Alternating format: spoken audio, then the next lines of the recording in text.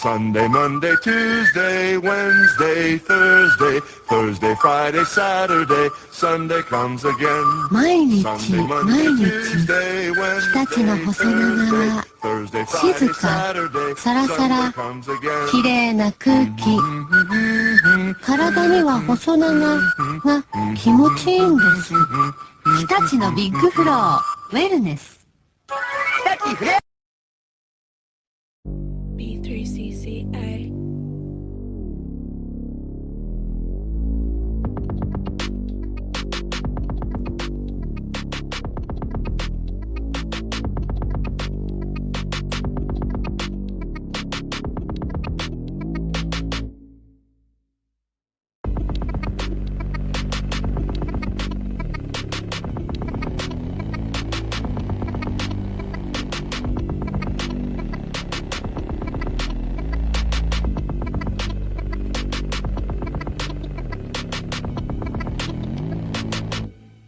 Love me. IRL, IRL, love me.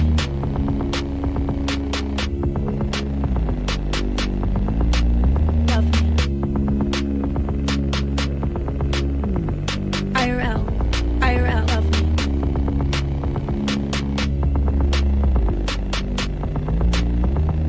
Love me. Apparently Maeda would go all over the world and he would challenge people in circuses. That's where you fought. Dude, he was having MMA fights all over the world. He was famous. This is what Jean-Jacques told me. I think Kano was his master. Apparently something like they didn't want him to take these fights in these circuses and stuff anymore. So he took a fight in Mexico and he wore a mask so he wouldn't get busted. And he was the one who started the mask wearing in pro wrestling. Maeda started it. Was it what they called the That's what Jean-Jacques told Nacho me. Libre? If I have to fold one more box, I'm gonna snap.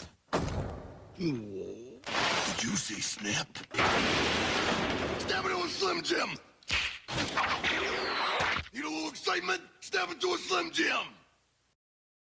By Pro Wrestling Clips, Flutes are civil. Conan broke the internet with his Vikingo contract news, though.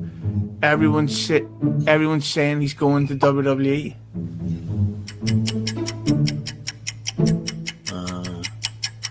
Well, they can say whatever they want. That's not happening right now, that's for sure.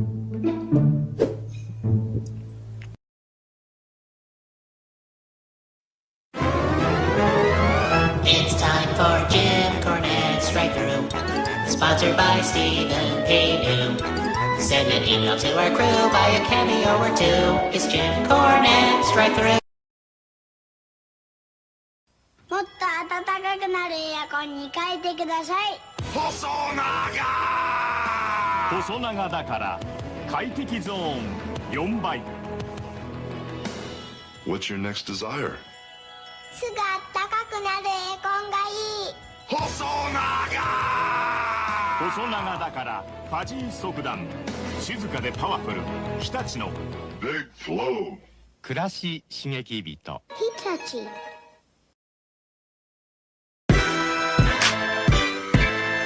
Becca, bitch. We're about to get vile.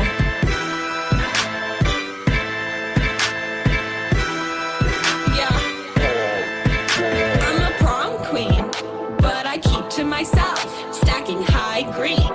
You're in debt to your health. AARP. Ain't shit old but my wealth. And my oppie's getting dumber every day. Ha. Up in the gym, but I never need a witness. Tonic and gin when I'm working on my fitness. On Becca, on God, I'll make you wish you had this hot bod. On Becca, on God, I'll make you wish you had this hot bod. On Becca, yeah, on God, I'll make you wish you had this hot bod. On Becca, on God, I'll make you wish you had this hot bod. I be flexing like the dudes high on tread, all natural. Better give her her tens. They say blondie, how you get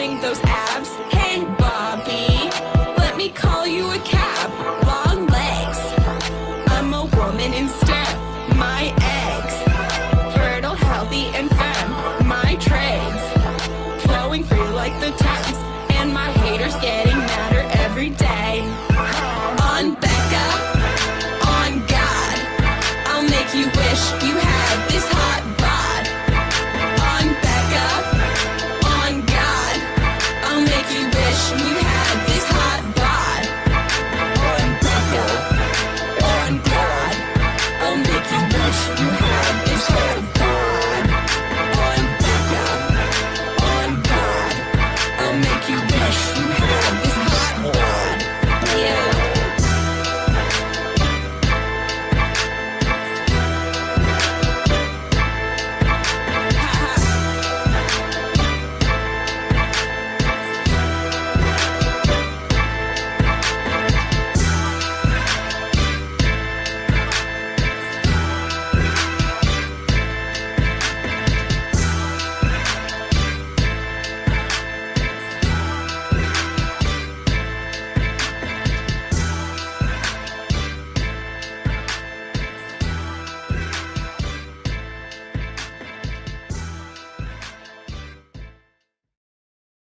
Did you grow up idolizing wrestling? Yeah. You did? I always wanted to be a comic, actually. Did you? Yeah. No shit. Yeah. It's just the same thing. It's like spectacle and performance. Entertainment. And it's the same. You're actually a clown who's in shape. So that's a big difference. Well, we don't have to be in shape to be clowns. You have to be in shape clowns. I remember maybe it was like 2010 or 11. I barely used to work out when I was on the independents because like your physique wasn't as important. I just didn't work out that hard. What are we talking, like twice a week? Yeah, and like there'd be times I'd just go months without working out even. Holy shit, that's like, wild. but I was scrawny, and it was like I was still getting cheered anyway. Part of the allure of that act was that I was kind of a scrawnier guy. I think there's an inherent sense of self-awareness that comics can play off, or like a good performer will play off. It's like, hey, I understand what you see, and I'm going to exploit that. You have to have the self-awareness and the presence of mind to know what people see, know what their expectations are, and therefore you can either use it, exploit it, or subvert it however you see fit. That's just like us. Right. Same thing. Right.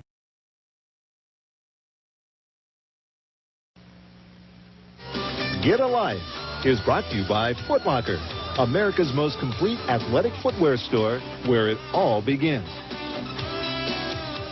In trying to make an artistic statement, one should be careful not to let one's personal aroma do the talking.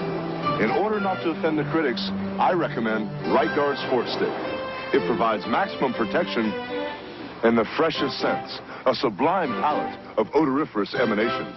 After all, a true artiste should be remembered for his inspiration, not his perspiration. Right Guard Sports Stick. Anything less would be uncivilized.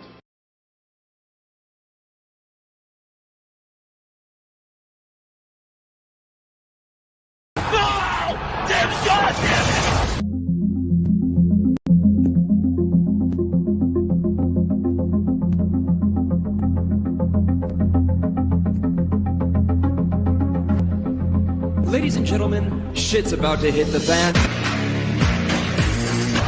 The system is broken.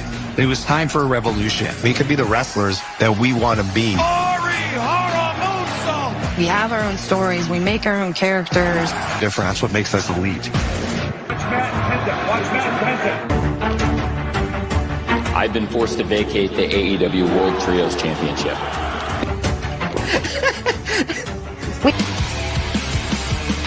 Fun created a revolution.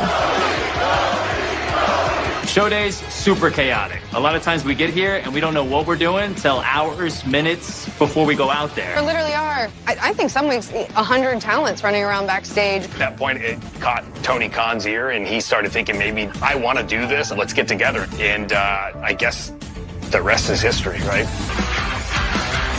We're just getting started, but it's a great fight to start a great night.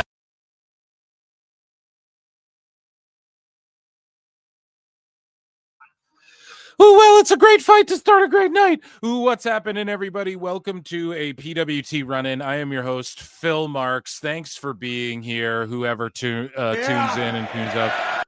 Not a traditional live show here. Not, typically I'm not live Tuesdays, but it's, since we've been, how long ago were we manifesting this invasion going down and for so long since this TNA shit. It's just like the Hot Lucha Summer. We had to gather for Sermon tonight. We had to get together tonight for NXT versus TNA Invasion. I just rewatched the WWF versus Alliance Invasion, like all the key events from that not too long ago. And with the help of some grok, I think, and Chat GPT to like, hey, what specific event did Christian win this belt, whatever the fuck, right? So I had to do some sleuthing, but that was sort of my like side wrestling viewing for a little bit there. And then all of a sudden NXT and WWE announced we're doing the Invasion. And then they announce, it's called Showdown or whatever, because Netanyahu or some shit didn't like it. Whatever, doesn't matter. This event could be on Crown Jewel time, and we would be gathered here today to do this show because we've been waiting for this for goddamn ever. And I can't wait. But not only is it an invasion, not only was it a show between tonight, NXT versus TNA, the Showdown, but we also have AEW Title Tuesday, Dynamite Title Tuesday. There's only one title on the line, though, which is pretty funny. And then I have some more graphics down here. Guys, make sure you hit like, make sure you hit subscribe. This shit is just live on X on both the channels, so whatever. Just make sure you're subscribed or share it or hit like or retweet it or wherever you're watching it and or listening. And we're going to do some cool little, we got 15 minutes before both of these shows start. AEW announced they're going to go an extra half an hour as well. So we'll see how that plays out. WWE is going to accomplish more and less. Tony Khan always thinks more is more, which it's not always the case. I'm curious to see. I mean, I'm not overly hyped for this Title Tuesday, let's be honest. And this Invasion show I am hyped for. And, Joe Hendry and Jordan Grace are both announced as the special refs of their respective divisions and former promotion / current promotion. Somebody's going to turn heel. Somebody's going to turn dark. Somebody's going to do something shady here. I don't know if Joe Hendry's the guy to do a big heel turn. I don't know if it's even necessarily a heel turn, but it's just, because if you're team TNA, then are they turning heel? Is Jordan turning heel if she aligns with TNA again? Is that the right move to have Joe or Jordan align with TNA when they've sort of distanced themselves? I don't know. It's going to be awesome. I'm excited for this. Lots of storyline to sink your teeth into.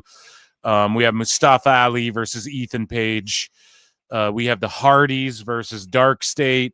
We have, and they're, about to take on the Dudleys in a tables at BFG. We have the Survivor Series match, 4-on-4 for the men and women both. Team TNA for the women. You have Kalani Jordan, the knockout champion, the Iconics, Mara Sade, taking on JC Jane and who else do you have in there? Kalani Jordan and who else? I have to squint for this graphic. Lola Vice and Sol Ruka, who is like a double champ.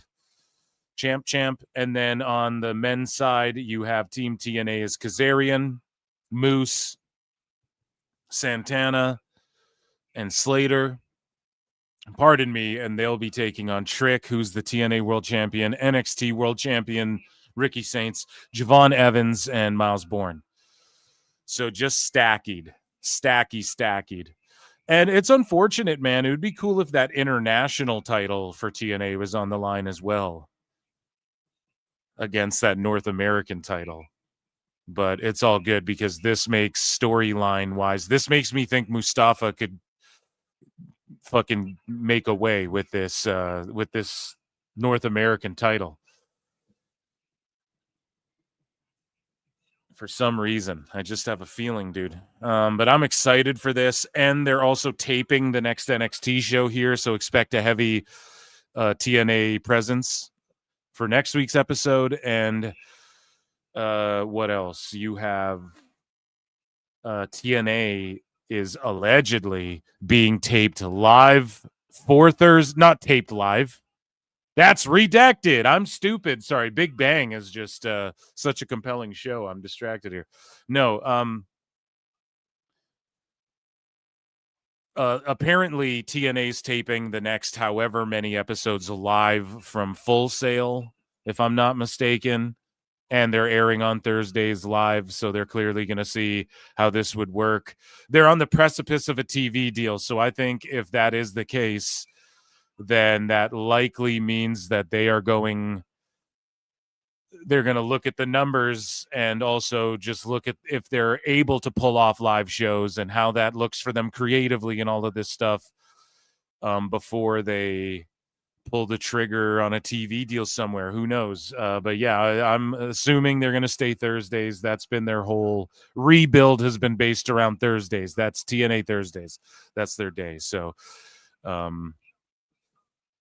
they're just going to kick Dynamite's ass on the next night. This is what's going to happen. I know people are like, they should go head to head and shit. Trust me on this one. NXT their ratings are going to come out. Dynamite's ratings are going to come out. TNA's ratings are going to come out after their new TV deal all around the same day or whatever. And it's going to be like a double dosage of clownage. Like once TNA ratings come out,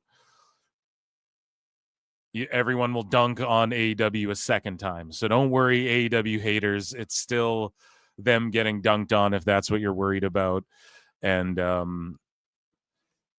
yeah, I just think it's smarter for TNA. As much as like I would love to see them go live head to head. I think that'd be awesome. I think that'd be awesome for all these shows. NXT, Raw, I've said it a million times. If AEW's bout it, and we rowdy, bowdy, Conan, orale mi raza.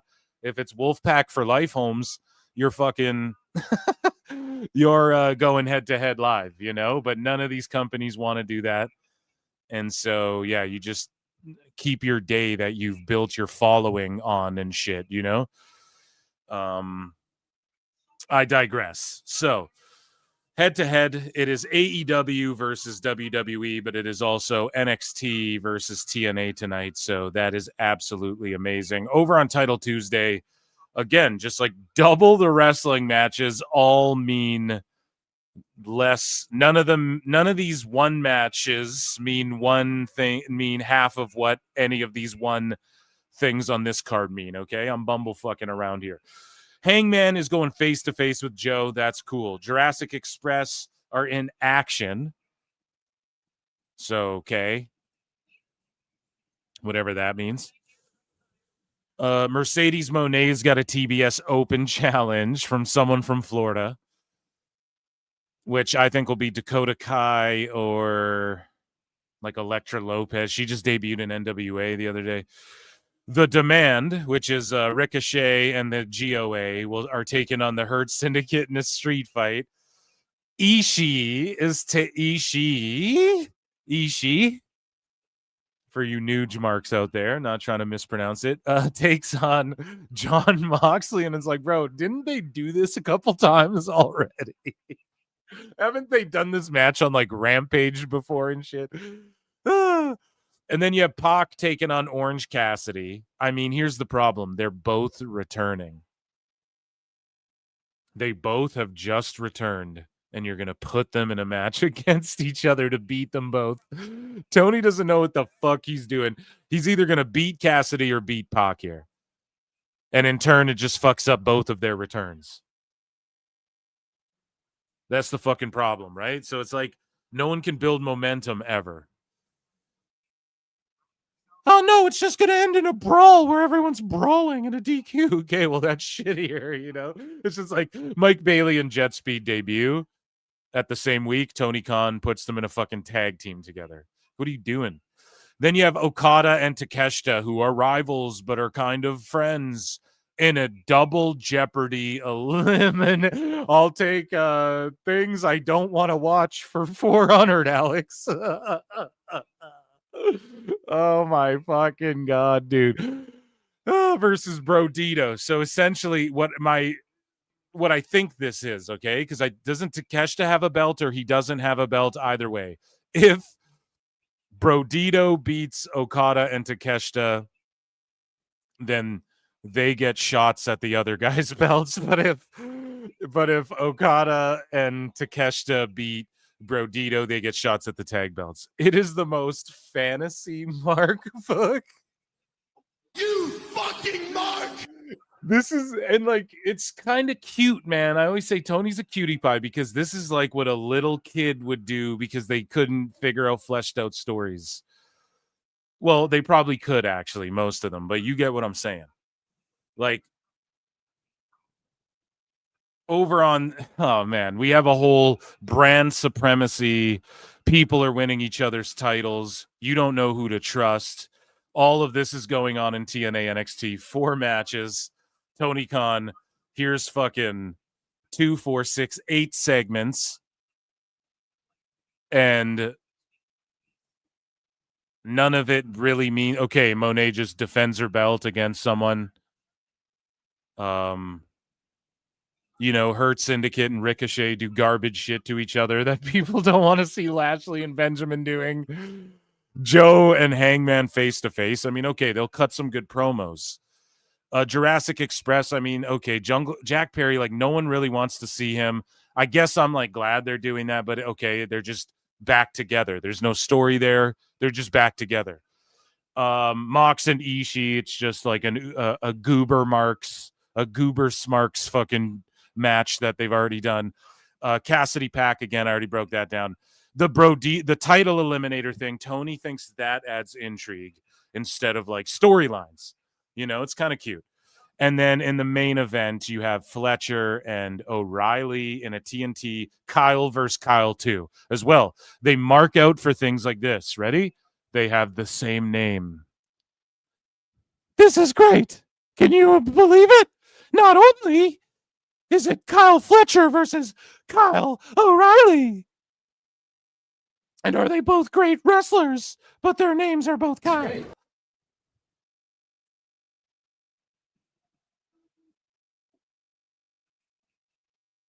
So it's just fucking Kyle versus Kyle 2 is thrown on a poster, and it's TNT title, and we know O'Reilly's going to lose. But, like, isn't it great? 5.5 stars.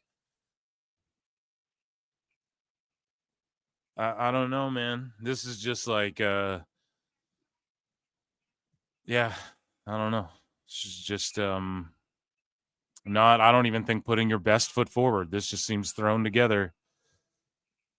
It's unfortunate. Okay, guys, so screw you, Kaz. So let's get into, I just want to, before we start this head-to-head here, we have about 5 minutes. The Invasion. I mean, what a time to be alive. It's you and yours versus me and mine. Are we talking teams? Are we talking teams? Are we picking sides? Want to come with me? Right? WWF versus WCW Invasion. ECW was a part of it. The Alliance, you know, we all know about it. And I just have some stats that I threw together and I recently watched. And yeah, we're just going to talk about the Invasion just as a refresher. So the Invasion in July, I think, when was it? The 4th? July 4th? Buff and Booker T threw down, or maybe it was like the 14th. I can't remember the date exactly, but then on the 22nd, the Invasion pay-per-view itself went down. So relatively quick after the Alliance sort of showed up, right? SummerSlam went down August 19th, 01. Unforgiven, September 23, 01. No Mercy, October 21, 01. And Survivor Series, November 18, 01. And that's where they sort of ended everything. Now, I think that the TNA versus NXT stuff, I don't think this is the end to it. They're sort of flipping it around, Mark Maron. They went on Mark Maron's show, and then they flipped their graph upside down, and then flipped it horizontally, and then went that way. From right to left. Wouldn't that just be the same way then? No.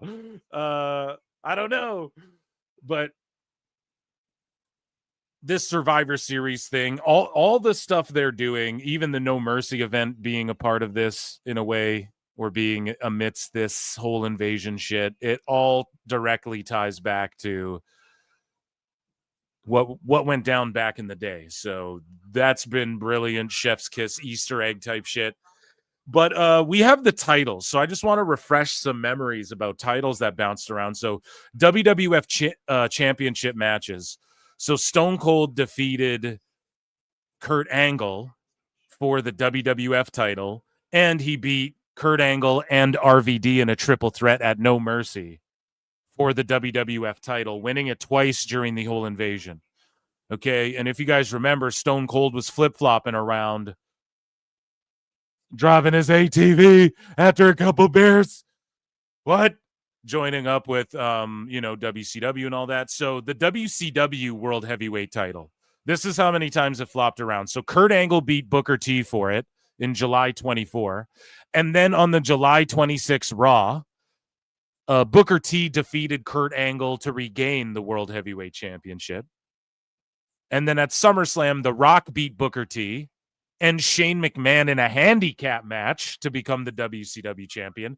Then on SmackDown, Booker T beat The Rock. So really think about Booker T, man, was being used well. Why wasn't DDP? That's what pisses me off. Like, where was he in the mix of all this? They just didn't see him as like a big WCW player or what?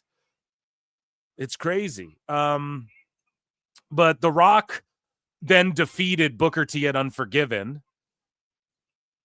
That was at Unforgiven there. Chris Jericho defeated The Rock for the WCW title. And then I think The Rock defeated Jericho.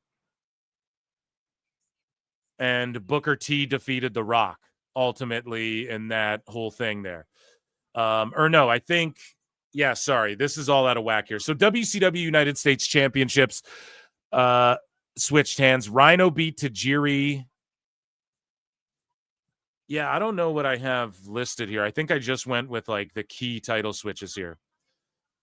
So I kind of botched that. But basically on the scoreboard, okay, for Invasion, I'm just trying to tally these up here. So WWF had at the Invasion, there was Earl Hebner versus Nick Patrick, okay, the Alliance referee versus the WWF referee. Remember they were beefing over like the referee locker room and all that.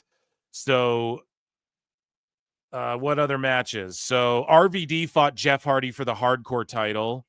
APA versus Chuck Palumbo and Sean O'Hare. Edge and Christian versus Lance Storm and Mike Awesome. And Lance Storm opened like all these PLEs. I don't know if there was dark matches beforehand, right? And then, you had the inaugural brawl, which was Team W. It's funny because this all started with the Team WWF versus like Alliance, and then it ends with that as well. But Team WWF was Stone Cold, Kurt, Jericho, Undertaker, and Kane. And then Team WCW was Booker T, DDP, Rhino, and the Dudley Boys, which that works, man. And maybe in the Invasion, they just wanted to get some of their guys. Like they couldn't get Hogan and Goldberg and Steiner and shit right away. So they kind of like sent some of their guys, Kurt Angle and Stone Cold are going to switch sides and shit. But Rhino was the last ECW, I think, world and television champion. And then you have the Dudleys who wrestled everywhere other than WCW, but they did hold the WCW tag titles early. And then Booker T and DDP obviously should have been like key factors through that whole fucking Invasion, but they were just, DDP was just jobbed out with by Undertaker and shit, turned into the Stalker. We all know that. But in the Invasion, okay, WWF went roughly 4 wins. Alliance got 2 wins. At SummerSlam, okay, we don't need, let's see here, actually. Yeah, let's read through some of these. Like, X-Pac took on Tajiri. Undertaker and Kane took on DDP and Canyon in a steel cage. Van Dam took on Jeff Hardy again, but in a ladder match for the hardcore title. So I wonder if that means you could have just like ran in with a ladder and won. Then you had Dudley Boys and Test. And remember, Test defected. Test is a low-key sleeper in the Invasion, dude. Test fucking ruled in his day. And that name, too, Test, that name is awesome, was awesome. His big boot was awesome, the pump handle slam. But he defected early, and he was like feuding with Edge over the U.S. title and all that shit. Edge beat Lance Storm for the IC title. Jericho took on Rhino. They were trying to get Rhino over, dude. The Rock took on Booker T. We read that. And then Austin, Kurt Angle. Team WWF won 5 matches to the Alliance's 3. Okay, at Unforgiven, they tied 4 wins to 4. So Undertaker and Kane beat Chronic. Raven beat Perry Saturn. And Perry was repping WWF. Edge and Lance Storm for the IC title again. Christian and Al Snow for the European title. And Christian joined the Alliance as well. Rhino took on Tajiri for the US title. RVD took on Jericho for the hardcore title. The Dudleys took on Big Show and Tajiri for both sets of tag titles. And then The Rock took on Booker T and Shane McMahon. So then they tied there. So WWE just shitting in WCW's mouth at this point, right? No Mercy. The Alliance got 4 wins and WWE got 3 wins. So finally, if we're talking events, it's 2 to 1, and then they tied 1. Right? And then there was a slew of matches, 7 matches on this one. And then Survivor Series, ultimately, WWE won with 5 wins to the Alliance's 1, and they won the key match, the Survivor Series match, and there was a Battle Royal that wasn't counted to anybody's total. And so we'll see if NXT, WWE, I mean, there's only 4 matches here, but we'll see if NXT just takes a dump in TNA's mouth tonight. Or do they let TNA whoop their ass a little bit? We will see. And that, ladies and gentlemen, was me babbling for a bit before this shit started. Round of applause. Thank you for being here. Let's get into things. We have Joe and Hangman kicking off one show.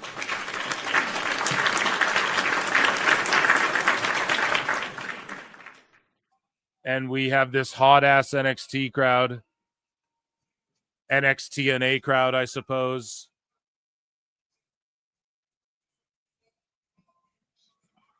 And we're kicking shit off with the Hardy Boys. So automatic W for NXT. It's an automatic W. And look how in shape both Matt and Jeff look. Legitimate. Matt's been getting shreddy eddied. So far, NXT winning. We'll put the NXT graphic up. So far, they're winning. Thomas Moore became a new member, and then he became a new member again. How the fuck do you do that? The best guy is Tony Khan. No, you probably became a new member to both channels. I thank you so much, Thomas Moore. I acknowledge you guys. You can super chat in, or you can become a member if you'd like to support what I do. Just make sure you hit like or retweet or whatever tonight. Vote in the poll as well. Who wins tonight? WWE, TNA, AEW, or NXT? Acknowledge me.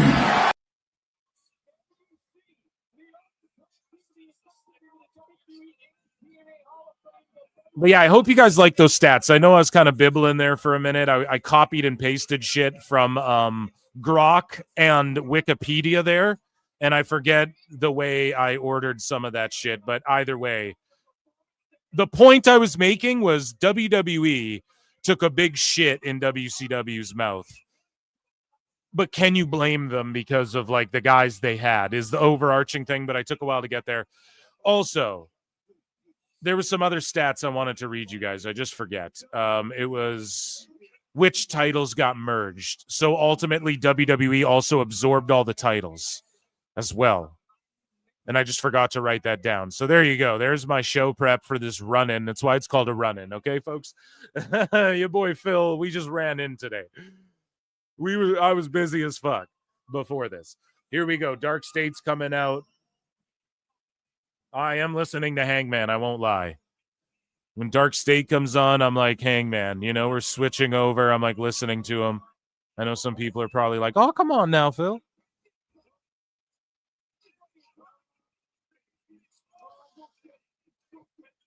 Give the titles to the Hardys. Yeah, I want to see them get it.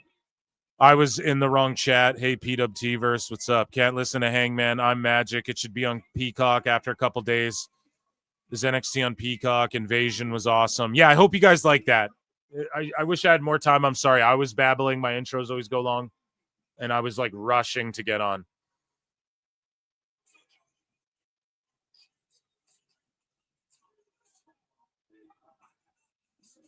I was like rushing to get on the air, so I appreciate everyone who made it. Again, not a typical stream night for us.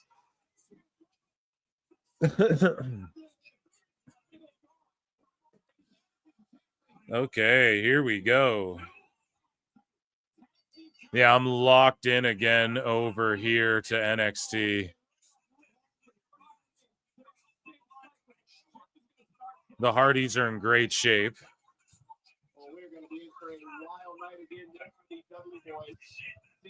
Dude, and the Dudleys are sitting there?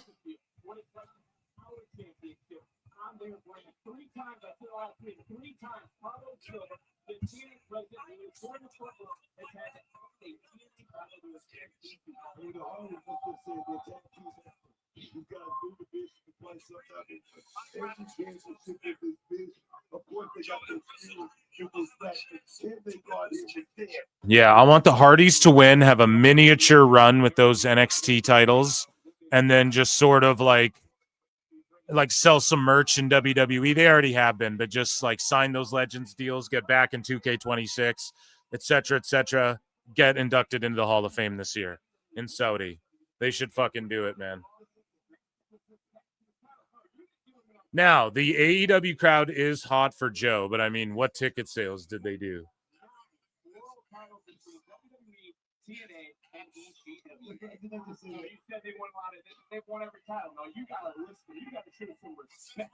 Because Joe's going to cook.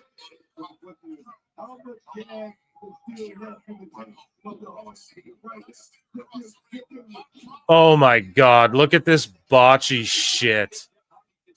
You're with the Hardys and you're doing your dumb ass. Ugh. Did you guys see that? That was brutal.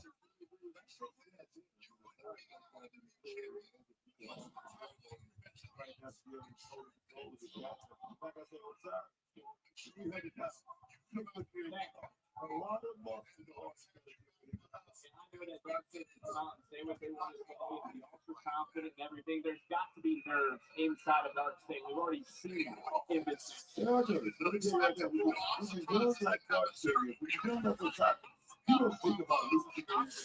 They'd get inducted in Vegas. You keep forgetting Saudi is 27. You're right. Thank you for that, JJ. Thank you for that. Thank you for that. I do keep forgetting that. Thank you. Keep pointing it out until I correct myself because I keep fucking jumping the gun on that. You're right. It's because the whole double or nothing concept I'm not into. Like Triple H were doubling down. Is that just, to me, it just felt too on the nose. And then their VIP access code is all in. And they use black and gold. It's like, man, you motherfuckers are just real going at AEW's throat with that shit. It just kind of cringes me out. Maybe that's why. Whereas Saudi, I'm like, this is the thing with Saudi. It's going to be an insane, whether you fucking hate where it's being hosted, dude, it will be one of the most memorable manias, if not for like the stage and the fucking whatever type of presentation they do. It'll be some like other shit. It'll be on another level. The money that will get sunk into that event. So like as a fan, just watching from home, regardless if it's in Vegas or Saudi, like I ain't mad at wherever it is. You know, the more money. The only reason I get amped as a fan is okay. They're gonna sink shitloads into the production. Hopefully, if they don't, if it's not one of the best WrestleManias ever, I mean, fuck you. You know. And I'll be the first to call it out. But I think it'll be like insanely memorable, if not just for like the names they get there and shit. But yes, you're right. In Vegas, that's even better than in Saudi. It's even better than in Saudi. I wonder if the Saudis are like, we want Batista. Ooh, that could change the game too. Because I say Batista and the Hardys and Stephanie McMahon. That's an amazing class right there. Then you induct like someone else. Someone throw me a name. Who's not in there that should be?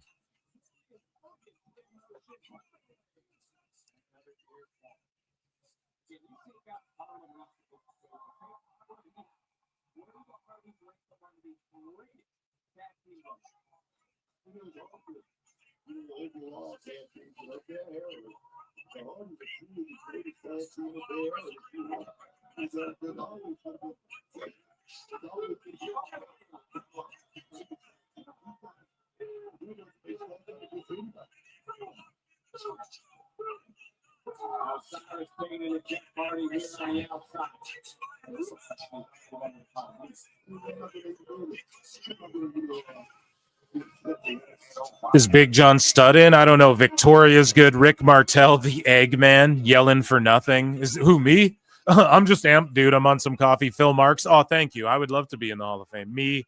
Yeah. Virgil. Them. They. Did I say they? Who are those people? Yeah, let's try not to. Thomas Moore became a new member again. I'm confused. I'm honestly confused. Are you just like canceling your membership, then re-upping your membership, bro? Whatever you're doing, everyone, round of applause. It's like deja vu. Fucking there's a glitch in the Matrix. Okay, coming back from commercial. Sorry, I'm not gonna lie. I've been locked into the Hardys match the whole time because I'm watching on Netflix through commercial.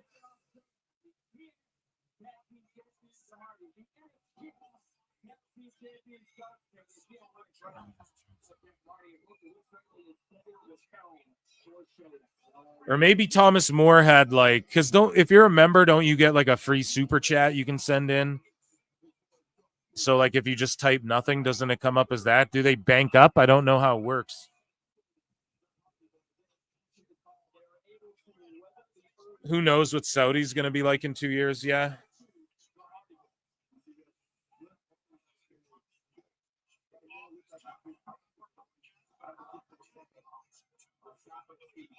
I'll be honest, though, that Dynamite promo was short and sweet, and then you put the conglomeration on the air, and everyone shut the TV off.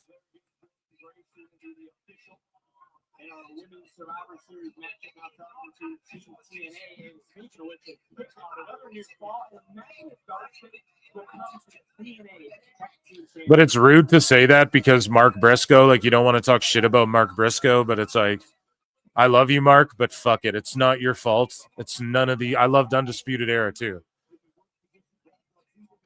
I don't even hate Ishii. It's just he's fucking old. And just that style is like the past gen of Nuge guys that need to understand it just don't work, man. That shit don't work anymore. That's all. Don't work in America. Look at the Dudleys and Carlos Silva just standing, eyeing this whole thing. That's so cool.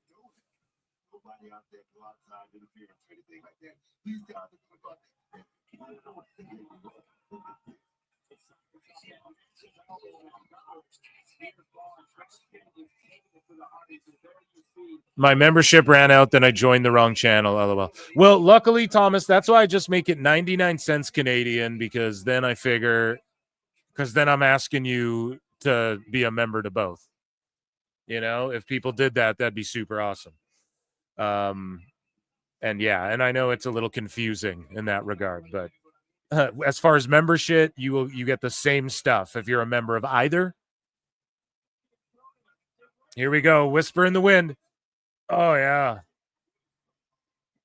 And Matt Hardy's getting amped. And they look in good shape, man. Like, obviously, at that age, it's not like you're getting uber. Unless you're, like, you know, hitting the juice hard or whatever. You're on the gas and shit. But like, the Hardys look like they've been fucking watching what they've been eating. They've been watching their carbs and, like, working out hard every day, you know, before this return. So that's good. Matt will never, like, his hips are just fucked. He'll never have that range of motion back, but he makes it work. Twist of fate, no. DDT. Yeah, you better sell your ass off after fucking that double team move up earlier. Or whatever that move was you were doing to Jeff Hardy. I don't think it was a double team, actually. Sorry.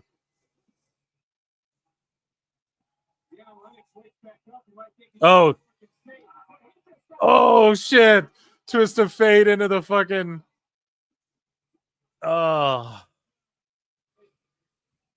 let's go. Who you guys voting for? I'll check the polls in a bit. Hangman does the same promo every time. I know, dude. It's true. And he does have a good promo. He does have a good one, but it's just the same thing. Why? Because he's not given. There's no motivation beyond what's already there. Like, they haven't put him in a story where it's like, oh, this is happening and that happened and this happened, therefore this happened, you know? and because of that, this and that. Oh, okay. So now my character would say this, or I really feel like this, and I'm going to weave that in with what it would be in storyline. There's none of that to even think about. It's just like, go there, cut a promo. Look at these Dark State guys dropping people and shit. Twist of Fate. Yeah, fuck you. You're done. Get the crowd back. Just Twist of Fate. You're done. Yeah, thank God Matt just saved that shit. Tag. Fucking finish time, buds. Yeah, it's go to sleep, nap boys.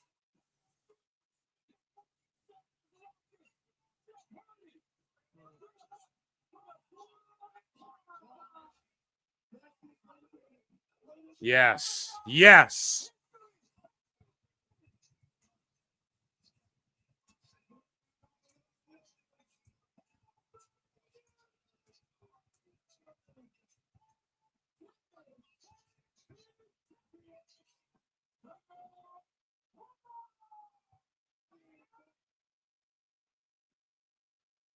I'm super glad they won.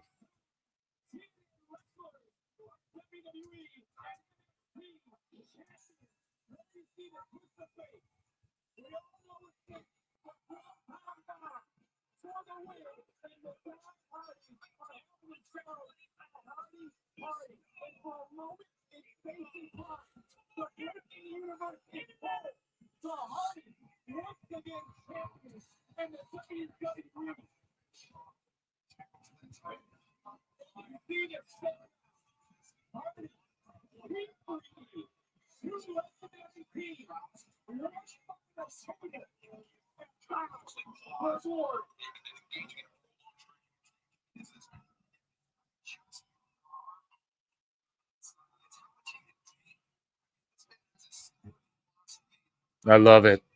It's a Hardy party. We're the goats. I mean, yeah, dude, they've had how fucking dumb is Tony as well that they didn't win the AEW tag titles even for like a week. And then drop them to somebody, you know, but they've won every tag belt there is. WCW, WWE, a billion indies, TNA, ROH, NXT now.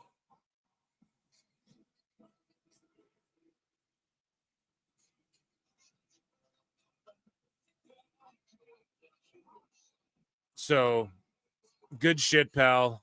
That match was pretty ass, not gonna lie. But it was a Hardy party. They won. And I just hope they get a Hall of Fame induction in Vegas. And are the Dudleys in? Are the fucking Dudleys in the Hall of Fame? They should be if they're not.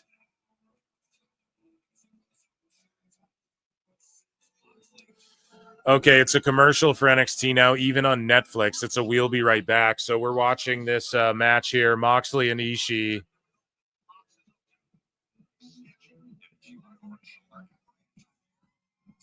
Oh my God, and that's all he can do. They trade punches and they look shitty. That's the problem. Like, if they were duking it out like fucking Terry Funk and Ric Flair would, okay.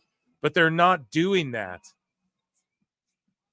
And this is just like this is just like Moxley's fucking once a year he wrestles Ishii because it's his dream to do it contractually.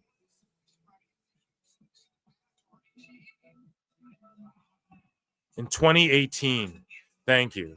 In 2018, thank you for that info. Why try?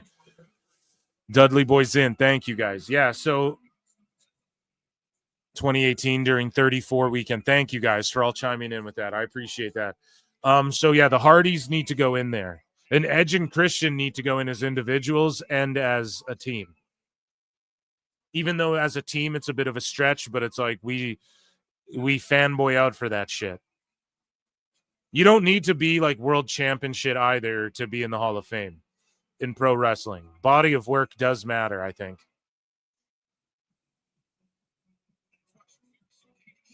And celebrities getting inducted for them lending their credibility to the business and shit, I fully support that going in as well. I'm not a hater at all on like the Ultimate Warrior award or like the Connor's Cure award, and I fully support Connor's Cure, Connor the Crusher. That fucking kid ruled, dude. And I'm all about that, and I'm all about like acknowledging people in WWE with an Ultimate Warrior award and maybe sending some money their way and highlighting them on a TV show or even over Mania weekend. But like as far as the Hall of Fame, yeah, like you don't need to add on to that. There's so much wrestlers who put their fucking lives on the line. Lives, man, my lives. Like when you're playing games and you're trying to get lives. No. Listen, man, there's so many wrestlers who put their lives on the line that I think should just get that TV time and that bit of acknowledgement and that little merch sale boost and get thrown in the video game and all that, just so the kids growing up can remember and go, oh, this guy, you know what I mean? There's kids right now playing 2K25 who are like, dude, George the Animal Steel rules, because they use him in this fucking video game. They wouldn't have known him otherwise, you know? So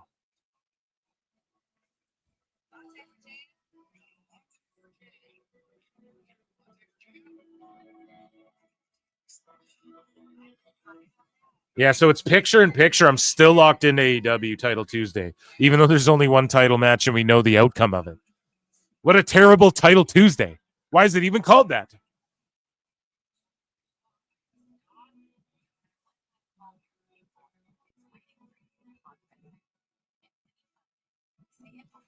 Yeah, this is crazy. There's over 200 watching on X and on YouTube. We're live on both channels right now, and the replay will just be up on both, just because that's what I do with run-ins. So, yeah, run those likes up, hit retweet, all that good shit. Thank you. I appreciate you all. Vote in the poll in the chat as well. Come say hi.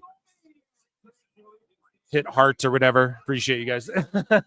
This isn't a usual thing. It's just the invasion, the showdown.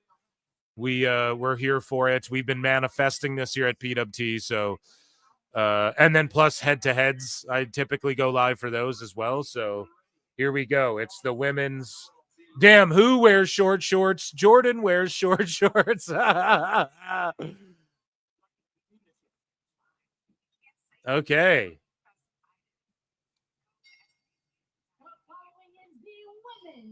TNA ring announcer Mackenzie Mitchell, Vic Joseph's wife. She fucking rules in this position as well for TNA. She reminds me of Penzer, the inspiration.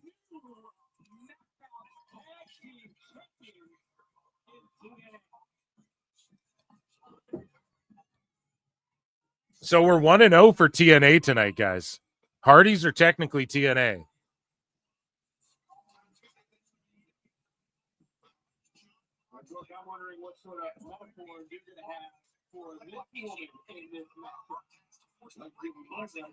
Here's Mara Sade with the accent backwards. Someone's got to take these fools to school on that. WWE, hit me up. TNA, Anthem, whatever.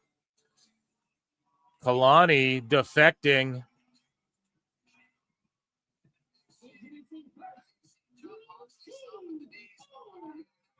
Meanwhile, when it's like Worlds Collide and it's like Team CMLL versus Team ROH versus Team AEW, Meltzer's like 4.758 stars, Brian.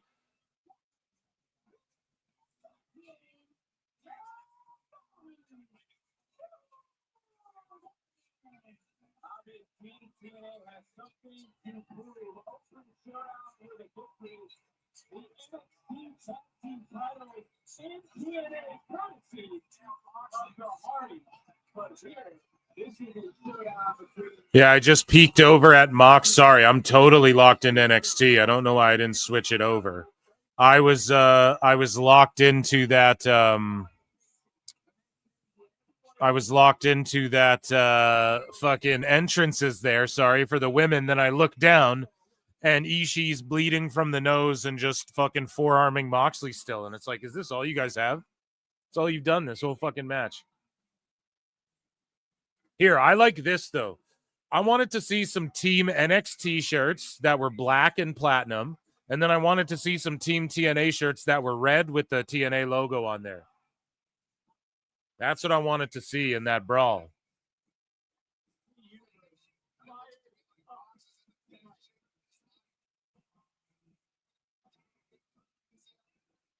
Because they have to do more of this on TNA's turf.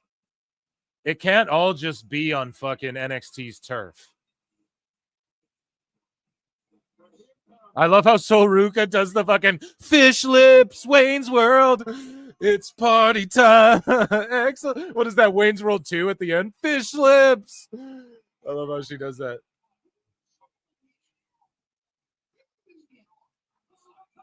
And you got Champ Soul there, dude. Chad, you guys are so ruthless to Tony Khan.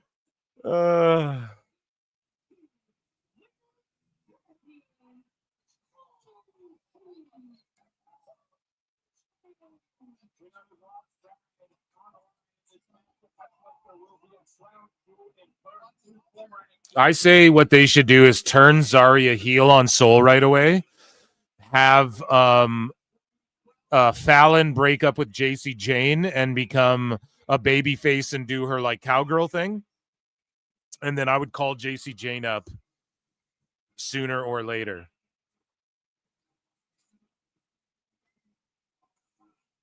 And either she's in the Secret Hervis, and then her and Chelsea Green eventually feud over the Secret Hervis and shit like that, or she's just like doing her own thing. I just think she could bolster up that SmackDown women's division a little bit, you know? Because they already have Julia, like, and I almost called her Jasmine Nix. Julia, and what's her name? Kiana James. They already have her like mixing it up with fucking Tiffy and shit. It's because they're trying to set up tag matches. Like, okay, like is Zelina? What's going on with Zelina? You know, just stick her with Black already, and fucking get JC up there maybe. And you know, just you have so many women in NXT. I think that are ready. Not even saying rush them all though. I just want to see Zarya and Soul like feud over the NXT Women's title, and like Fallon Henley feuding with like a heel Zarya for the NXT Women's title and shit. I'm ready for that. Jordan, so far, doing a good job reffing here. We're going to critique her reffing as well. No Bryce Remsburg action on here. Yeah, so WWE just uploaded the 89 Halloween Havoc, which is hard to find in full. And luckily, they just uploaded it to YouTube, and I was like, word life. This is basic Thugonomics, and I watched the shit out of it. And the referees is the takeaway. That's what made me think of that. The referees were just so on point back then, and how they didn't like overly dramatically count. And then you see Nick Patrick do what Bryce Remsburg thinks he's doing. He's just so shitty at doing it. I just bury Bryce Remsburg all the time. I feel bad.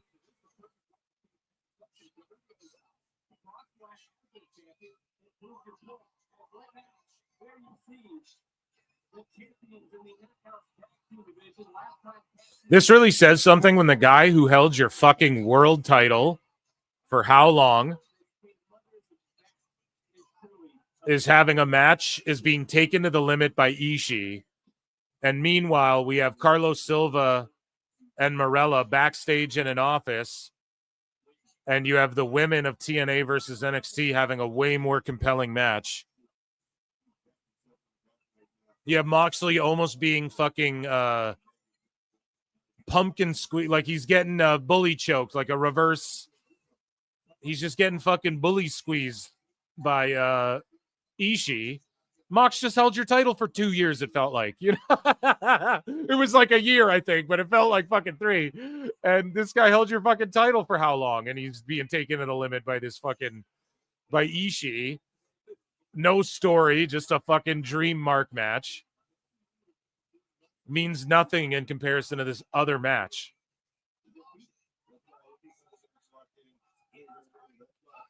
And it's the women of TNA versus the women of NXT. Like, really think about where we're at.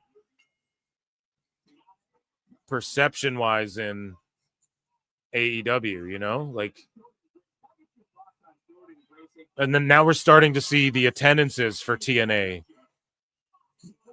beat AEW, which I'm not even that shocked by. I called that a long time ago because like GCW's beaten AEW attendance wise.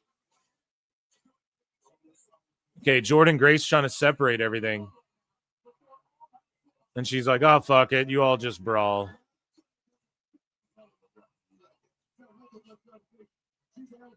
Jordan is the little juggernaut, but you don't realize how fucking tiny she is until you see her next to these other gals. Oh, shit. Dive. Another dive. There we go. JC Jane and Kalani going at it. Oh, shit, man. The crowds are the Young Bucks, K. I'm fucking turning this off. They're knocking on Tony Khan's office. I'm going to make an appearance tonight.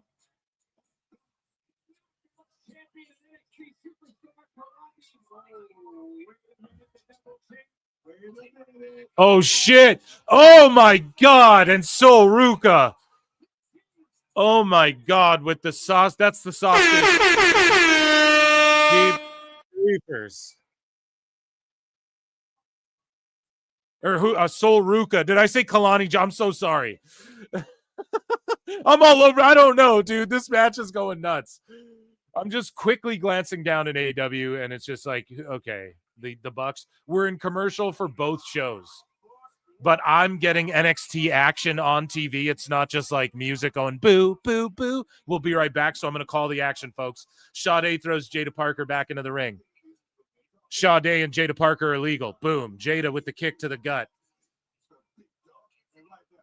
Has her in a front chin lock.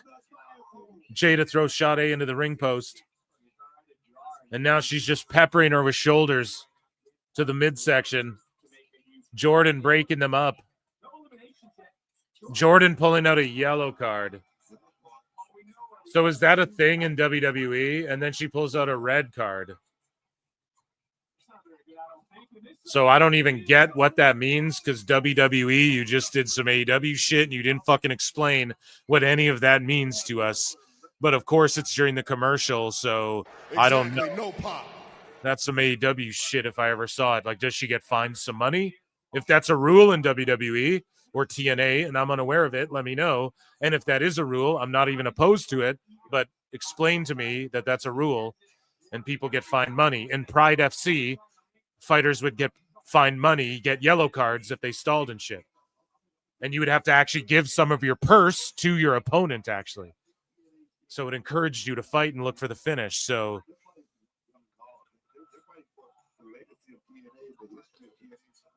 if that's a TNA thing, alluding to Jada Parker's soccer background, okay. So again, Google it. Some super fucking AEW shit right there. Hey, did you know Hechicero played basketball? You know, like what the fuck? The fuck out of here. Get the fuck out of here. Sorry, let me call the action. So Jada finally tags out. We got multiple tags. We got JC Jane in there. Sol Ruka got confused. Tag out to Lola. Quick tags from Team NXT. And Sade's just being isolated and cut off in the corner. And we're just getting quick tags in and out, booty shaking. They're just having fun whooping ass on Sade. Oh, Sade with the reversal. She's on her back. Rear naked choke into her corner. And here comes the inspiration with two quick tags. Cassie tags in. And then Jesse tags in real quick. Sol Ruka kicks them both in the face. Sol Ruka, double drop kick. Are you guys back from commercial yet? Cover. 1, 2. Jordan, a little slow on the count, girl. Here we go. We've got an arm wrench. Sol Ruka tying up the shoulder and the arm, the forearm of Cassie. She's reaching for a tag.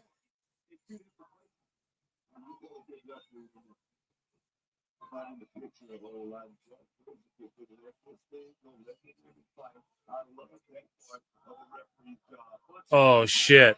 And a backbreaker. So like a reverse hot shot, a blind tag, reverse hot shot on the outside. and then like a double team maneuver from the inspiration. And Jordan's got to keep track of who the fuck is legal and who isn't here. And there's like a Tony Storm vignette on AEW, which they should do more of, but I'm just locked into this match because we're coming back from commercial. So far, the formatting for WWE has been winning them, this whole thing. Just based on what they're showing and when. Now that the Jaguars are a good team, yeah, that's pretty crazy, hey? But I mean, a couple years of like, what, I'm assuming they got top draft picks again and stuff, so I'm sure that helped them. Is Lawrence, what was that kid's name with the long blonde hair? Is he still on their team? I haven't been following NFL closely enough, so that's good for them. But again, every team gets their day. Since the Cons have owned it, it's been in the shits, but it'll be curious. Yeah, does Tony just go, well, I'm doing better over here. Fuck AEW. Who knows? Or maybe AEW turns it all around. Maybe they turn it all around. Who knows? Lawrence is still QB. Is Trevor playing good?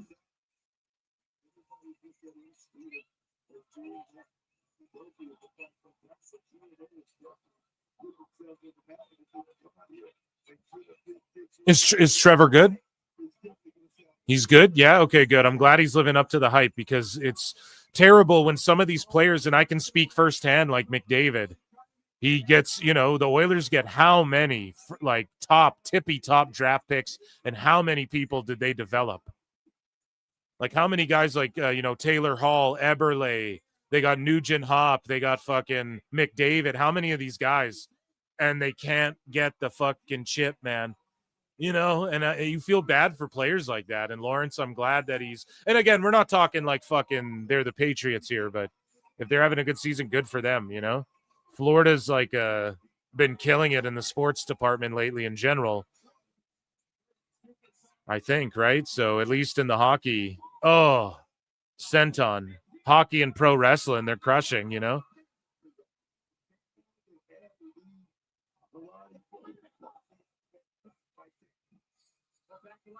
And the Heat were when were they last in the playoffs too?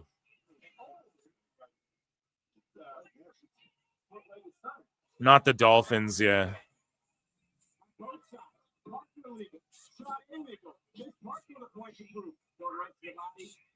Here we go. Oh, the running blockbuster.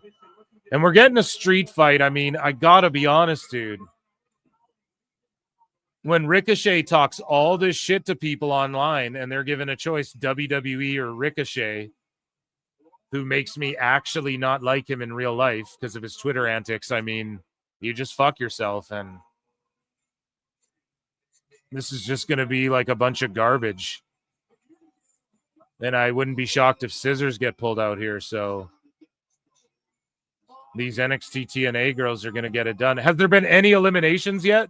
Or is it first fall to a finish? It's elimination, right? Have I missed any? Because I'm trying to watch both. I don't want to like blink and you miss a pin. I think everyone reverse X Factor.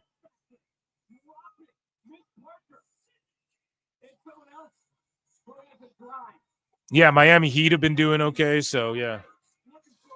I'm not a basketball guy. Yeah, dude, I am, but like, I'm not gonna lie. The fucking COVID era just turned me off. I haven't really locked in. And my team, the Raptors, won right before that shit. Then Kawhi left, and then the next season we were good, but we just didn't like pull it together. And yeah, it just ruined it for me. I just haven't been into it since. I get into hockey. I get into I'm super into MMA and boxing and shit, and jiu-jitsu again. BJJ, like UFC BJJ, and like the CJIs and shit. It's been really, see, Jordan's fucking up because instead of calling it like a shoot, people are she's like reacting to people landing and shit. It's reffing's not an easy job. The stroke, Lola Vice just hit the stroke, and Zagiri or like a karate kick and a Kamigoye, a code breaker.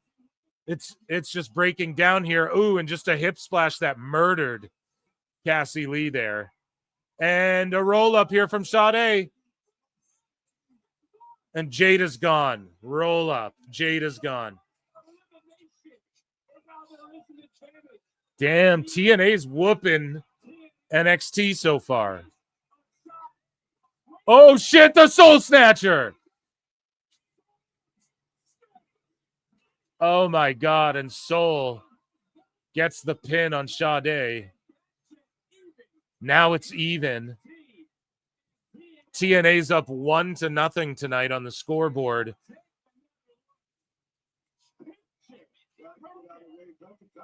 Oh man, and they go to commercial. I'm going to call the action if I get it, because it fades to black quickly.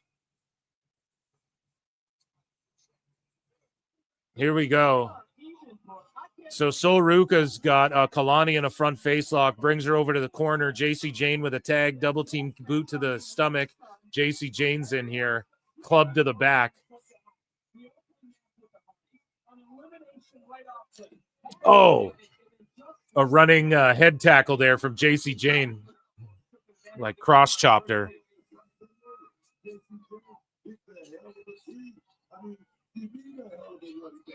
JC Jane talking some shit, just sort of working Kalani over. Kevin Pierpont's been a member for 5 months. Guys, you can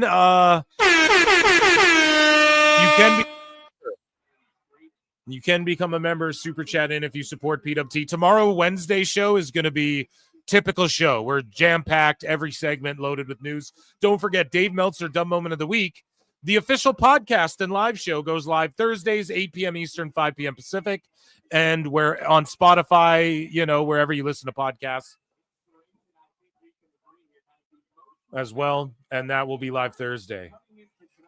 And I want to go live. I might go live for BFG. I had always planned to and told you guys I was. However, it's Canadian Thanksgiving, and I'm going to be with a bunch of fam and shit. So I just don't know if that's going to with a bunch of fam eating ham.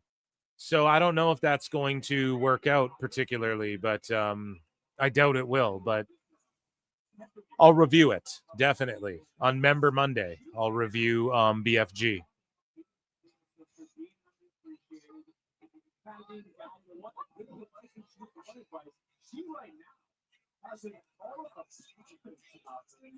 Okay, so multiple tags in and out from Team TNA. Now they're isolating JC Jane. And that's what's been happening during my plugs there. Double Irish whip into the corner. Cassie Lee gets tossed into JC, and then Jesse with the double knee on JC, and then covers her 1-2. Thomas Moore, a member for 4 months. That Soul Snatcher is goated. Dude, out of nowhere, Phil, do you hunt the bear you eat on Canadian Thanksgiving Day? No, dude. That's awesome. We just eat turkey and shit. I like to be the one to cook. And because I based the turkey in beer, and it's just an excuse for me to cook and drink beer all day and shit. But this year, I'm like, fuck all that. And I thought I wasn't doing anything. My wife and I actually planned we were going to go out for, and this is like, I would never do this normally, but we were going to go out for Thanksgiving and like fucking go like eat somewhere, like order a fucking Thanksgiving from one of the, and get like a nice dessert and shit. And then family, I had other family doing shit. And I'm like, okay, well, we'll attend that instead and let people, because then people are still cooking for me and shit, But me and my wife like to cook for everyone and shit. It's fun. But yeah, I like turkey. I know there's like this initiative online, like turkey's not even that good. It's like, no, it is, dude. You just don't know how to cook it, The thing with turkey and chicken is you can like season and salt the shit out of it, and it just absorbs it all. And yeah, if you beer based a turkey and shit and season it correctly, man, and stuff it well, you can't tell me that shit ain't good. Cover it in gravy. Yeah, like if okay, would I rather have fried chicken or turkey? Yeah, I'd rather have fried chicken, but just in the honor of tradition and the meat, the succulent meat, like the amount of meat a turkey gives you. You can't tell me God or whatever the fuck didn't make that thing to go eat this thing, and share it with people. It's not like it's bad. If people go, turkey isn't even that good, cool, but it's not that it's bad. Can't tell me it's bad. Now, do people fuck up turkey? Yeah. People fuck up cooking fish too. If they don't cook your fish the right way, it's dry and shitty. I get it, but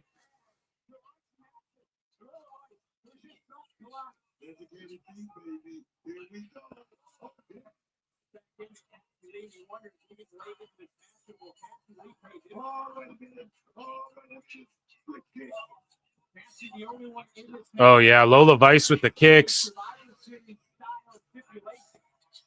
Everybody was kung fu fighting.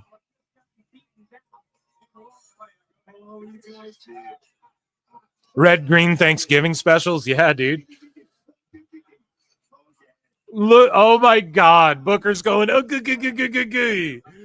fucking stealing my bit that I stole from Anthony Cumia that he stole from Dice Clay. What the fuck is going on here?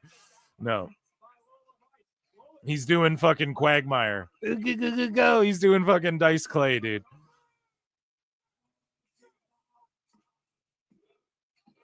Damn, and Lola gets the pin on one half of the Iconics. Wait, a roll-up. Are we going to get another roll-up? She kind of botched it. Nope. RNC. Is Lola going to get rid of both Iconics? Oh, my God. She tapped. So it's just Kalani versus 3.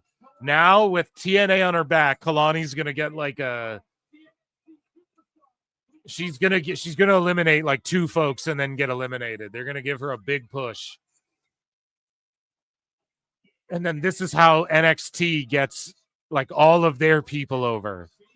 So they're getting, so you guys know what I mean? Like TNA is, you're going to see TNA cook here and almost get a win, but I think they won't pull it off. And Kalani's going to look dope as fuck. And she is repping TNA. There you go. See, I called it. The TNA Knockouts champ is going to pin the NXT World Champ. Oh no, maybe not. Oh, and then JC kicks out. Jordan's fucking up his ref here a little too much for me, okay? That count was really fast as well. Maybe they just finished Kalani. But either way, though, you guys, like, Kalani is repping TNA, but she is NXT technically. And they have her under contract and shit. She's WWE's in the next, in the future. That's their girl. And so by her being the last TNA person, it's just getting NXT super over here. Like making them ultimately in the end looking the strongest.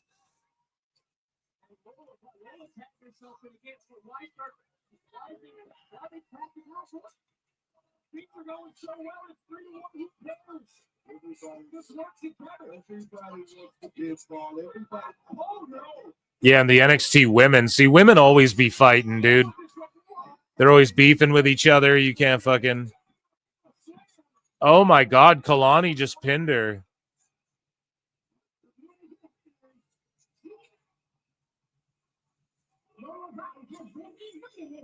Oh my God, did Mackenzie Mitchell just fuck up and say, here's your winners? TNA?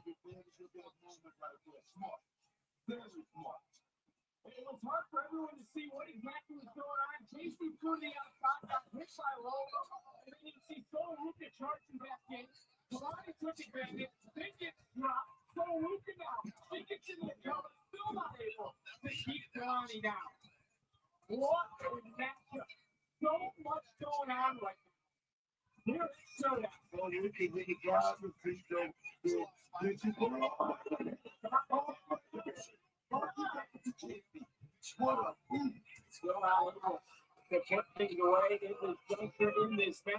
Man, I don't know.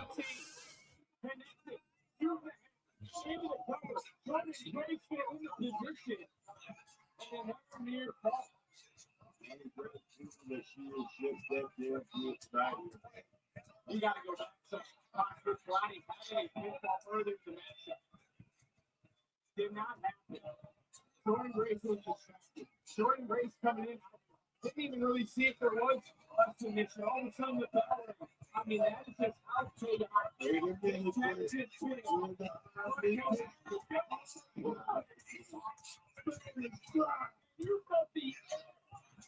Slipping out of the front. Now for 50 double knee sitting up. Courtesy of What's going on here?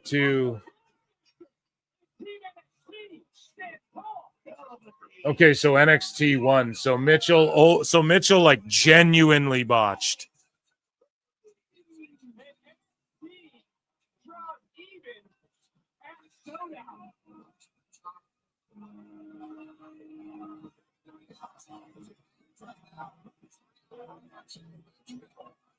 And the team victors, Jordan Grace doesn't seem too happy for Team NXT. Solo Ruka doesn't seem very happy with her partner. And the NXT universe didn't seem very happy with Kalani Jordan. There was so much going on in this match. The eliminations were happening. Eliminations should have happened. Jordan Grace was in the right spot.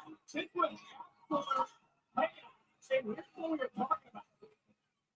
They want to do this matchup. Grace is blowing her whistle, trying to separate bodies. Didn't see the pitfall. JC Jacobs tapped out by Roller Right. Roller Right hit JC Kane, and then weird. So there was another ICE ad during Dynamite.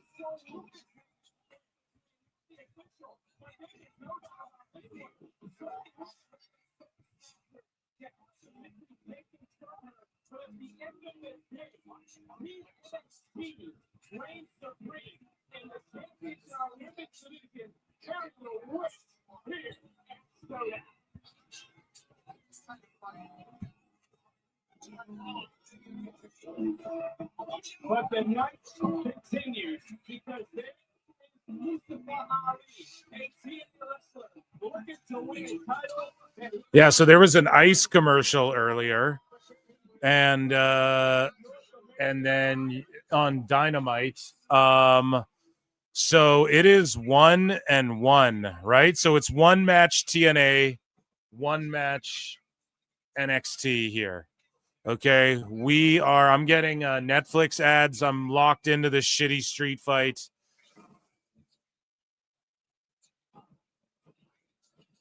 Pretty shite.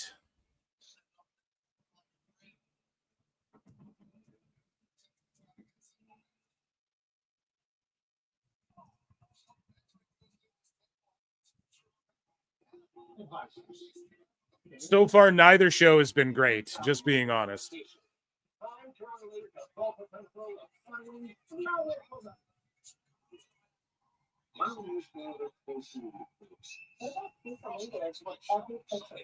What about our bonus price calendar showing the cheapest day to travel? Maximum savings, minimum effort.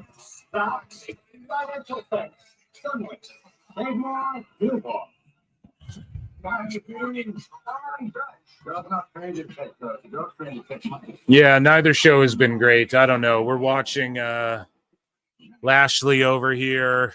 What's chat saying? Looks like the Gold Ranger ICE commercial for NXT. ICE is everywhere.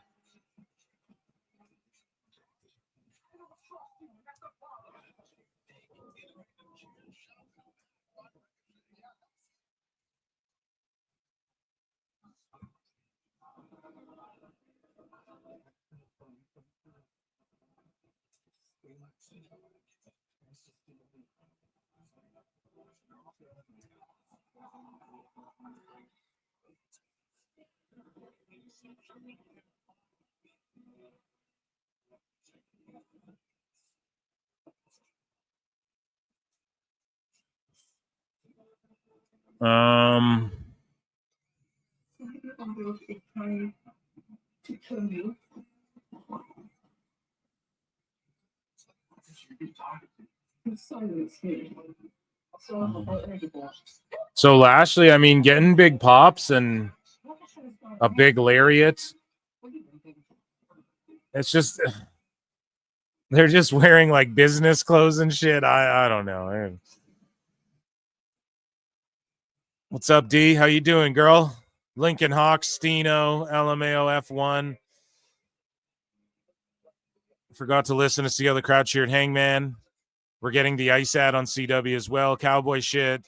Gold ring. Okay, I read all that. There you go. Ali's necklace. Yeah. That shit was bling blinging.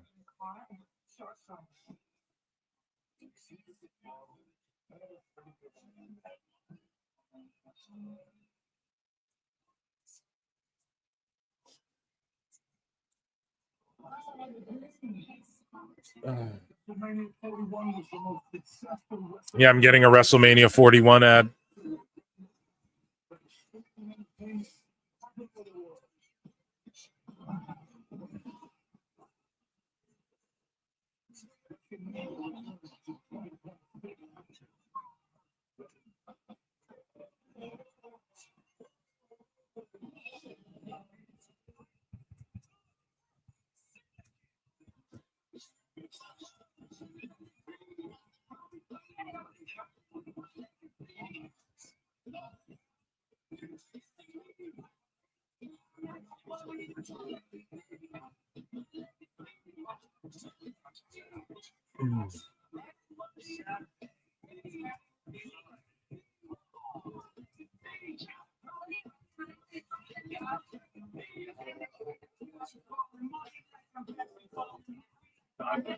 NXT Focus, presented by Progressive. Okay, you've been blowing up my phone all day. So, okay, guys, I'm here tweeting something out. So Cardona's talking to Ava.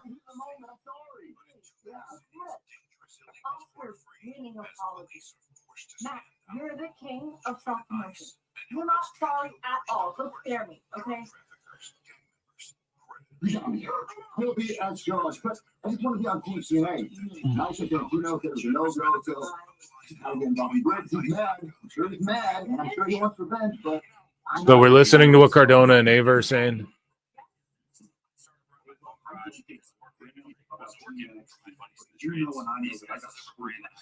Okay, so let me guess. You want a match against Matt Cardona? Damn right, you make it happen. Okay, well, I don't think that he'll have an issue with that, and I'll talk to him. No, we'll make it happen next week. Okay, so next week, see, more TNA versus NXT. I love how this place works. I'll see you next week. Okay, so yeah, it's just the beginning, folks.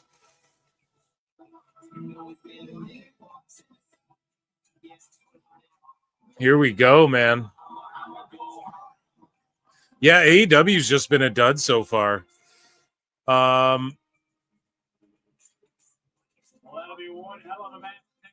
So Mustafa Ali, was that his old... Is this his TNA theme, or is that his old NXT theme? I think it was at the beginning there.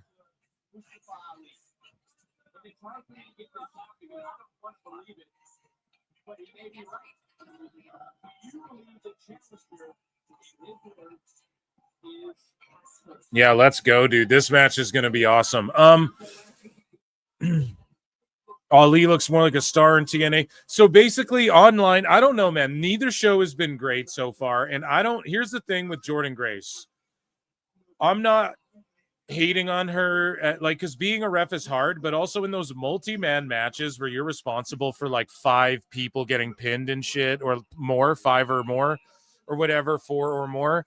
It can be like, you got to remember a lot of like, okay, this pin and then this pin and then they're out here and then da-da-da. So I don't know.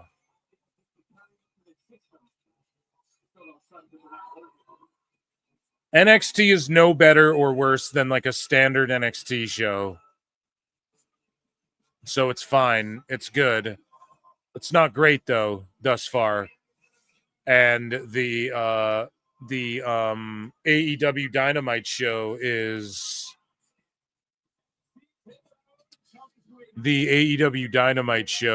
just garbage, and we're looking at the Callis family, just garbage.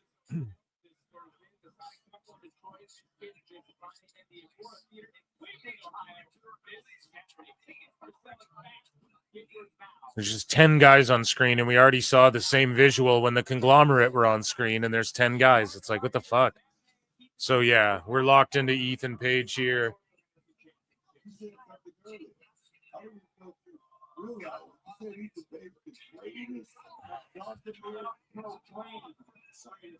But like that Hardy party at the start was epic. Matt Hardy just saying fuck this and going to the finish when that dude was botching that shit. That was awesome. The women's match was like chaotic as fuck, but it was fun, but it was just like, I hope the men's like is really good, you know, and this match is going to be, you guys know I stan Mustafa, and we have the greatest Canadian of all time, the greatest North American champion and North American to ever live, besides Phil Marks, Ethan Page.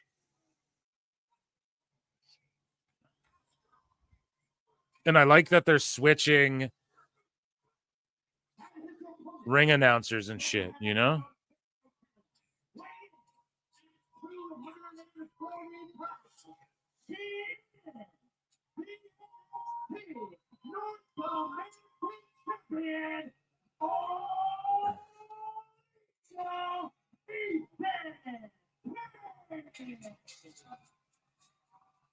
Okay, AEW's got Jungle Boy coming out.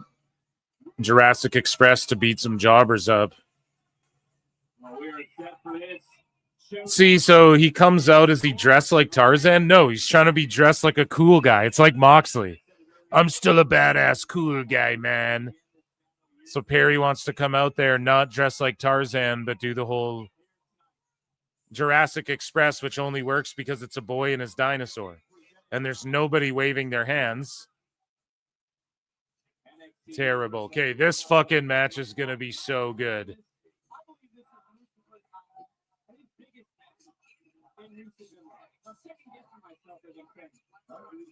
Ego and Mustafa. Mustafa being in some legit title matches in TNA recently over the last year. Some major title matches there. And Ego, former NXT and NXT North American champion, which is awesome.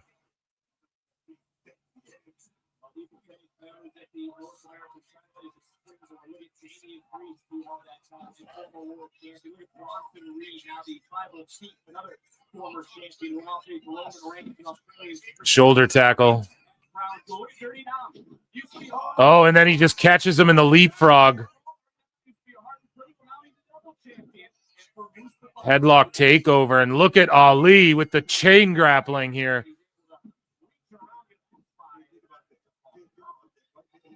See that? Do you guys see that shit right there? That's why I stan Ali, because he is so good.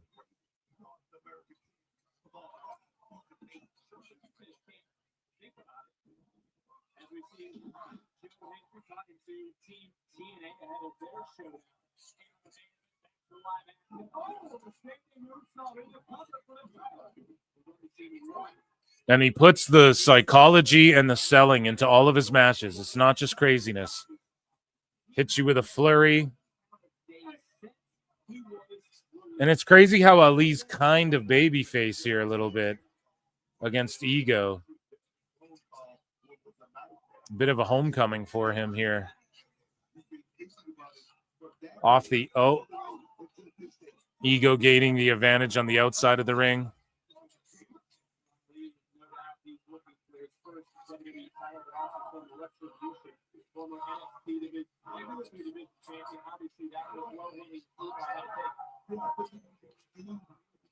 I mean, AEW's crowd is hot for them. I don't know how many people are there, but good for them. You know, them against NXT and TNA and shit, and GCW and MLW and shit, good for them. WWE as a whole, we're just done comparing anymore.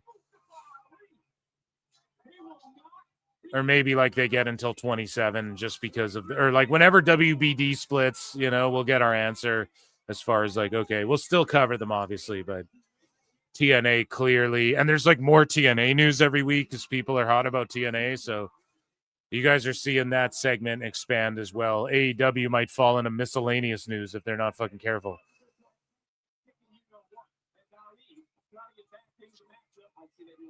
I think they're in Daly's place, are they not? For AEW? Where are they again for this? They should just be in a place like this all the time.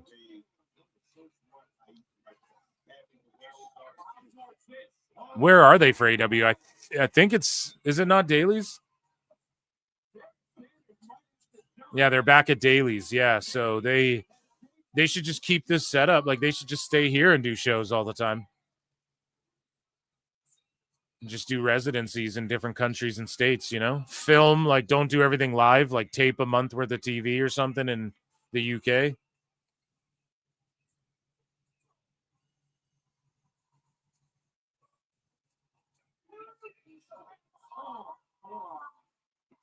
And so it's all building up to the Bucks versus Jurassic Express just because Jack Perry decided he's a good guy again and has Lucha on his side. Like, just all of a sudden they're friends again, and then they're going to fight the Bucks eventually. It's like you could not put 3 of the 4 guys in that fucking program couldn't be more hated by people in wrestling just in general. Just the uber sickos like the Bucks and Jack Perry.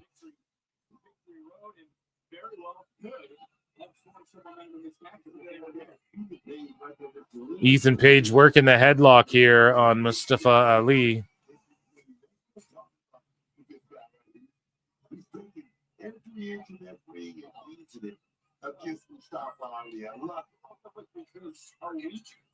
Ali over the back. Oh, code breaker. Or that single-legged, the confidence breaker. Being swung into the solid steel, and then that breaker right to the jaw. I mean, that was well executed by the champion, which I go back to my point. The champion is not caught off guard this week with a surprise arrival of a challenge. You might be pointing out a precision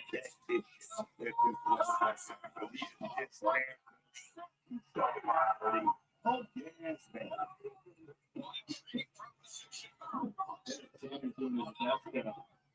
I mean, come on, man. I mean, what are you doing? He's acting like it's illegal. I mean, he got 5 seconds on the road. I mean, if you want to whip the man with the shoelaces, that's it for life. Damn, AEW stinks. Here we go. A nice headlock here by Ethan Page. Slowing Ali down. That's what you got to do.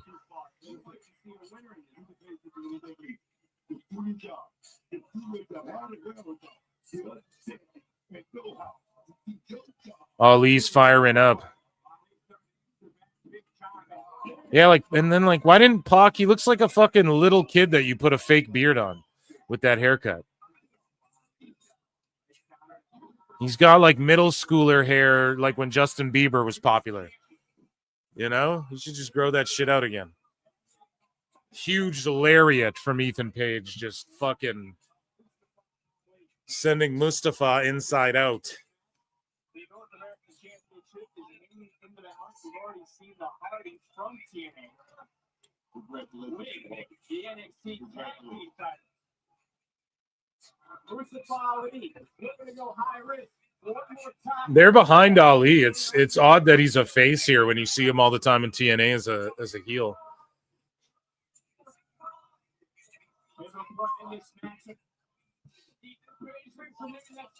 You got to start wondering too. Where's Ethan Page's at 8 challenges coming from all places for NXT, AAA, and tonight Mustafa Ali from TNA.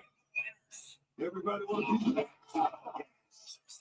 Ali got this. Ali took himself. What racism? What's that power line? Wasting a lot of time trying to get those big fish. Regrouping of sorts.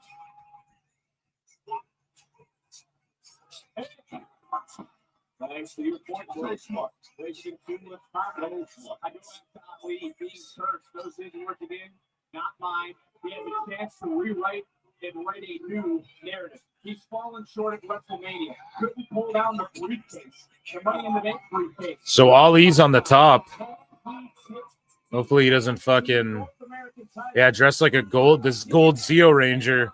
Here comes Paragon on the other show, which is just Undisputed Era.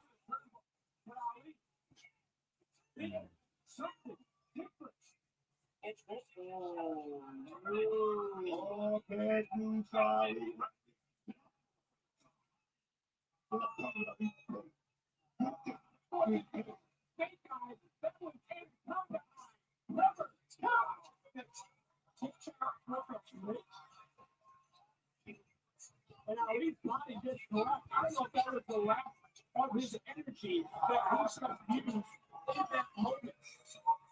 There was a great, gnarly proof. Too many men. Damn. And that's throw away, but And then Kyle Fletcher's coming out. We have Ali with a big kick out.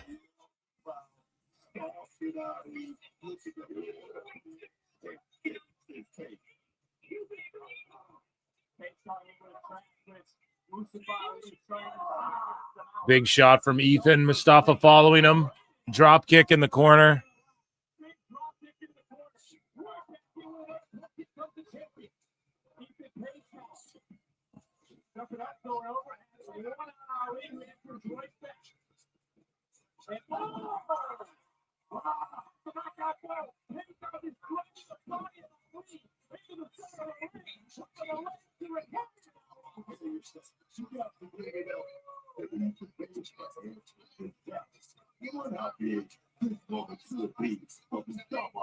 feel this impact.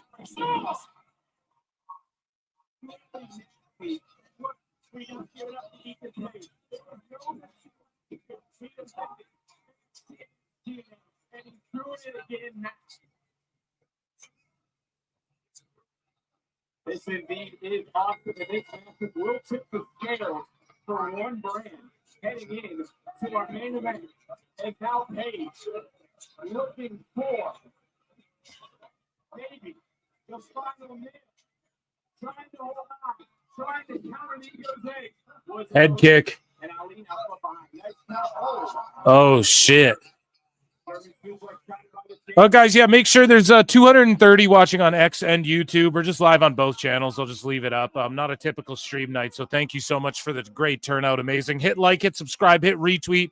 Wherever you're at, try and run those likes up. It helps the algorithm. If you want to support, you can become a member, super chat in or whatever, but we're just begging for likes here tonight and retweets and shit. Tell a friend. Appreciate you. What's chat saying? Sorry, I'm just locked into page fucking Ali. I got to be honest. There's people standing. We're on the edge of our seats here. AEW ring looks small. Yeah, it's 18 by 18. Please don't make Phil play Becca. I already did at the start of the show. Kyle versus Kyle. Yeah, who gives a fuck? Garcia's the most generic template for create a wrestler. I know, dude. It's so bad. Pump kick. No. Another kick out. Head kick. There's that karate kick.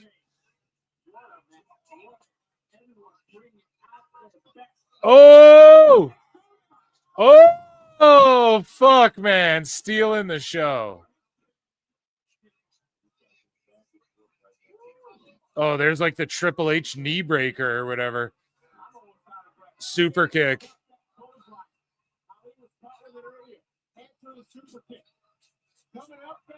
Oh.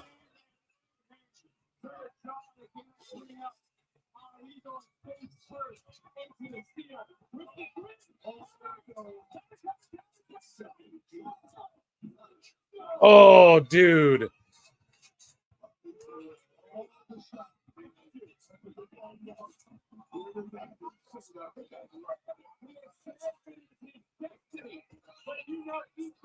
They're stealing the night. Paige and Ali stealing the night.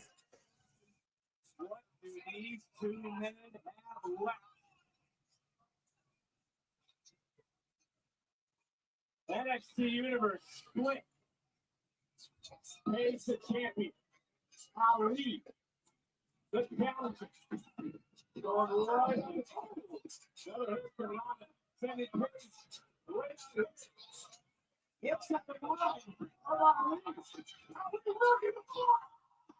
Damn. Holy shit. Holy shit. Holy shit. This is crazy.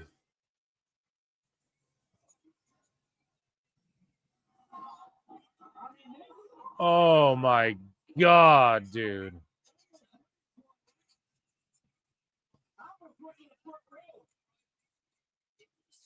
Hits a driver and doesn't pin. Where was that on Dynamite? Oh yeah. What a fucking shitty, yeah, does just like kills him, doesn't pin him. I think I'm like a bit on a delay. Oh, look, dude. Why is Ali's foot caught on a cord? Oh! Oh my God. And then Ali just gets fucking pounced. Oh man, he just got smashed to oblivion. Smashed your knee to oblivion. Twisted grin. North American champ.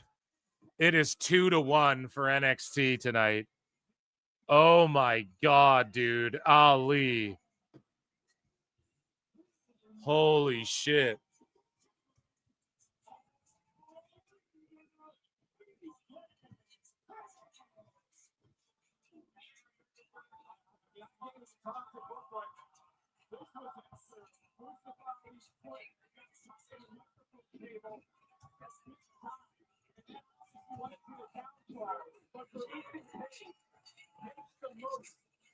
Dude, Ali is fucking insane.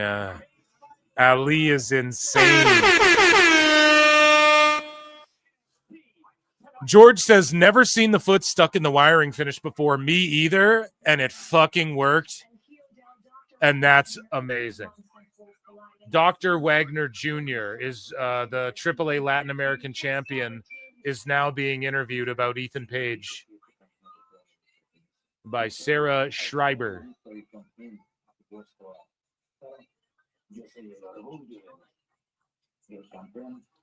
Man, I haven't seen that either, and they did it well. They executed it well, and you can go back to that in the future. You can go back to that on the main roster. It was original, unique.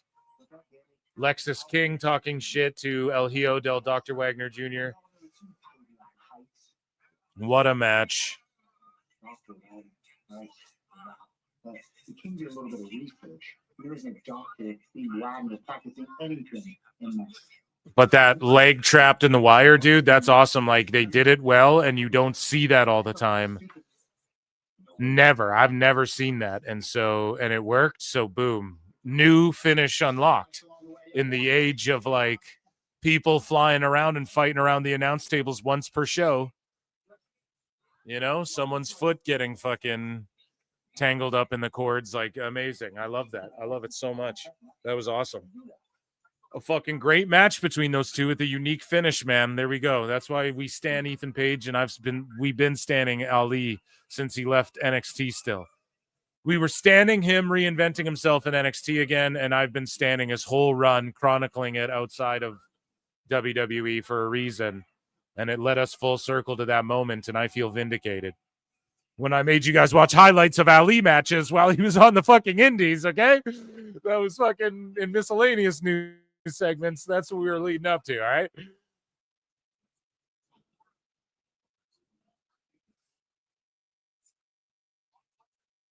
And then Kyle versus Kyle's just like they're dumping each other on each other's necks, and Kyle O'Reilly almost had to retire from that shit. But it is a commercial break, so I guess I'm locked into this match over here. I don't know.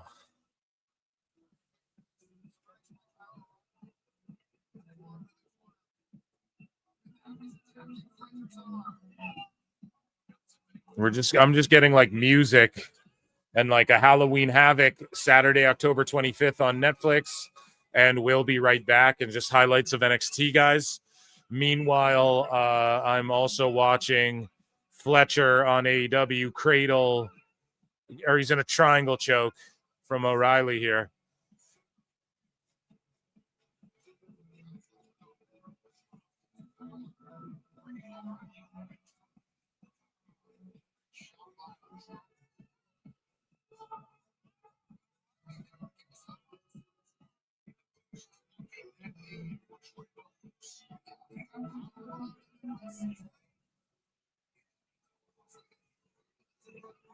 This is awesome. And guys, make sure you're all tuned in tomorrow night, usual time, PWT live show. We're jam-packed full of news every segment. And then Thursdays, Dave Meltzer, Dumb Moment of the Week, live on YouTube. And then wherever podcasts are, you can listen to it as well. And it won't be over 2 hours again, though. That was just the first one.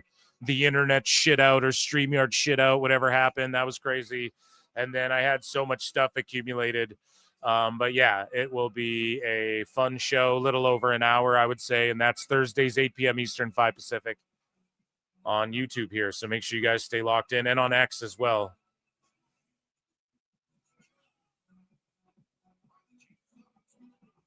I won't lie, that exchange on the apron was kind of good, where they're chopping each other, then O'Reilly blocks the chop, then does an oblique kick, right, to the fucking knee or the oblique there. That was fucking...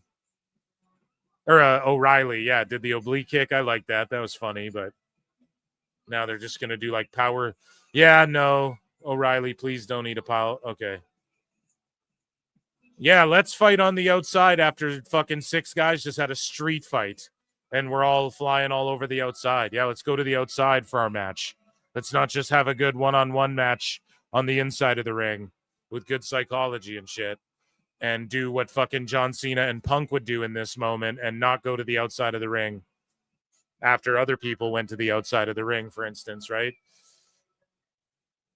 If that Cena would put a match together with Sami Zayn, for instance, okay, we're not going to leave the match or the ring if these other guys are on here leaving the ring, you know? But nope, in AEW, let's just go and throw some flying knees on the outside just because. Even though they just watched 15 minutes of guys on the outside. Like, come on, man.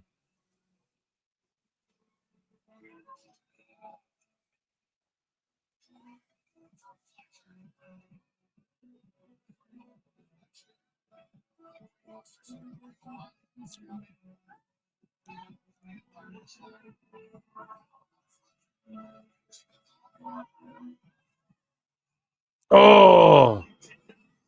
Fletcher just fucking lawn darted O'Reilly. NXT's back on, though. I got to switch. I'm sorry. I'm just way more concerned with this 4-on-4 here. And it's 2-1 for NXT so far. Showdown tonight is live in the beautiful Orlando, Florida, and what a week of content we have for you. Check out this one, courtesy of WWE Podcast. You don't want to miss a second, but what do you want to talk about with Craig Rose? All the way to the phone with Logan Paul. Don't miss a second of WWE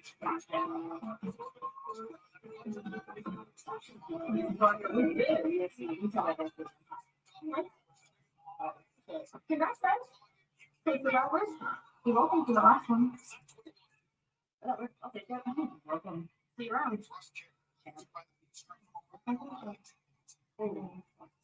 Yeah, congrats, all. I see you're celebrating with your new friends. Okay, So now Zarya and Ruka are talking.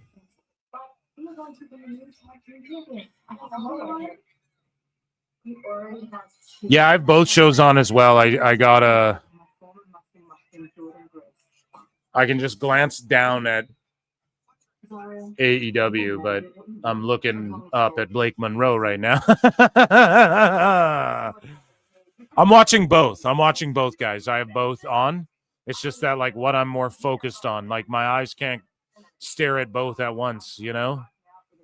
But I can see either or out of my peripheral and hear both. And I'm liking NXT. Like, that's what I'm more locked into, you know?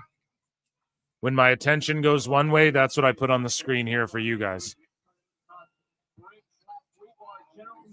So Briggs versus Cardona next week.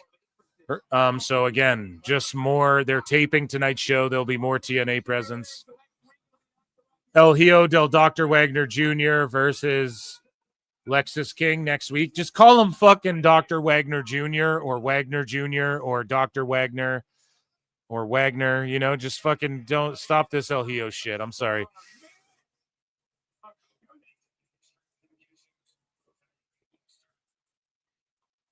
Yeah, Zarya's going to break off, and I can't wait for it. She's going to be a monster heel. Here comes Leon Slater. Look at this fan just all up in his grill.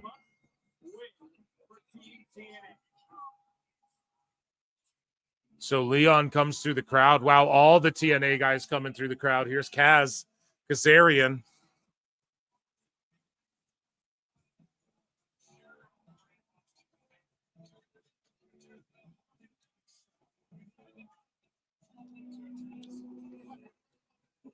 The international champ.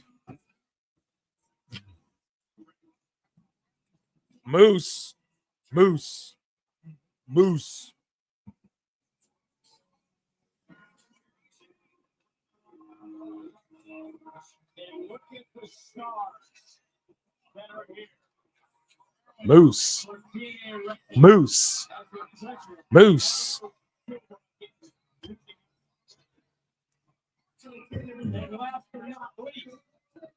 Santana hit him with the bomb buck blow.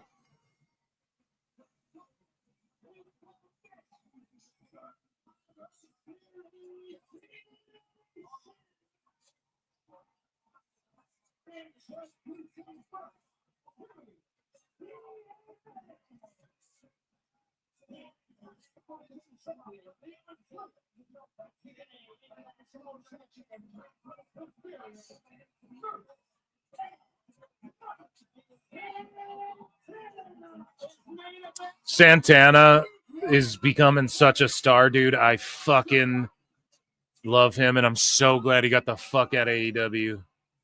And I'm so glad he's in TNA, and I'm so glad he's in NXT.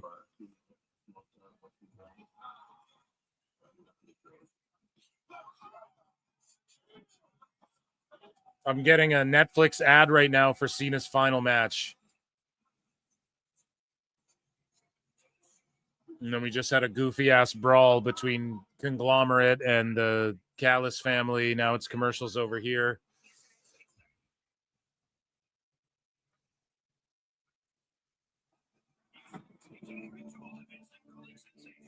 Pac versus Cassidy, their main event. No, it's not, because they still have Monet and shit. Or if Pac Cassidy is the main event, I could see it being Monet, though, because it's going to be like Dakota Kai. Or I heard Elektra Lopez. I've heard different rumors. I've had different people hit me up. It's going to be this. It's going to be this person. I think it's going to be Dakota Kai. I'm putting that out there.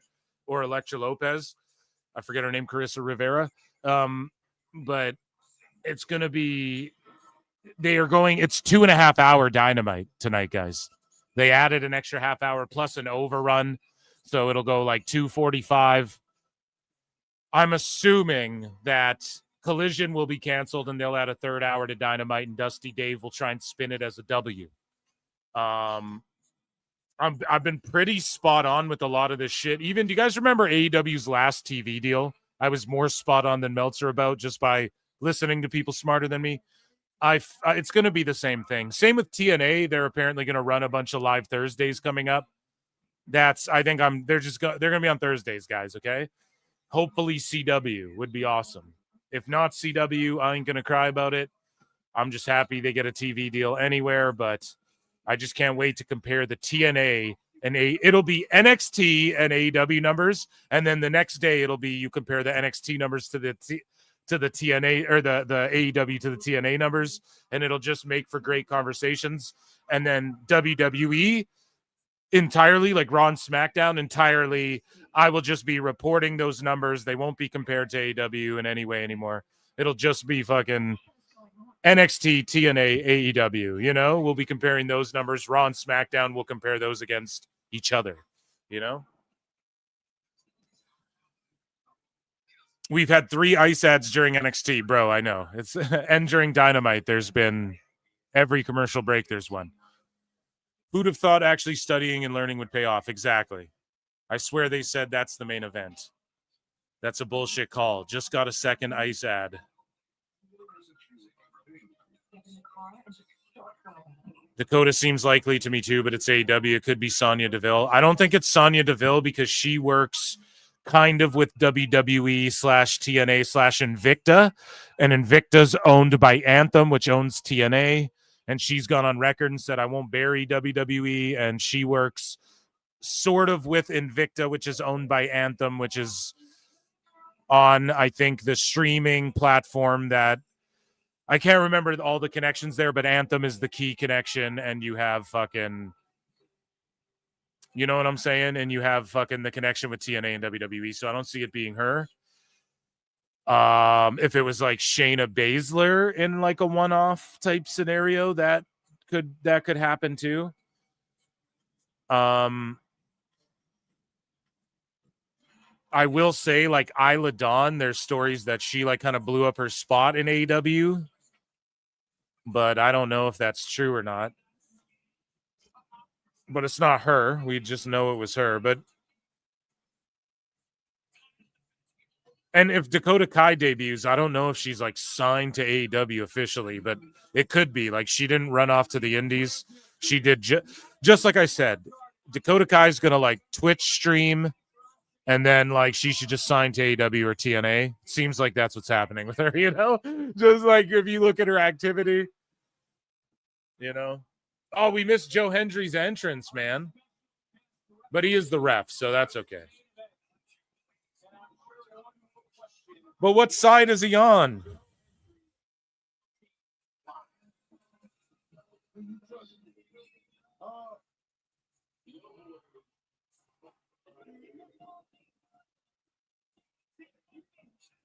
We saw Jordan Grace officiated earlier tonight. It was great. Stay with more than 50 in a minute.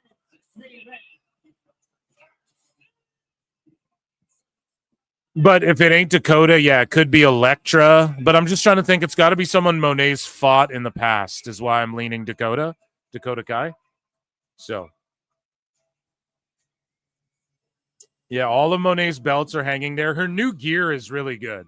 Monet's new gear is spot on for her. Like her look, for a while there, it was kind of all over. Oh, here we go. It's KC2. It's Lacey Lane. There you go. So an ex-NXTer.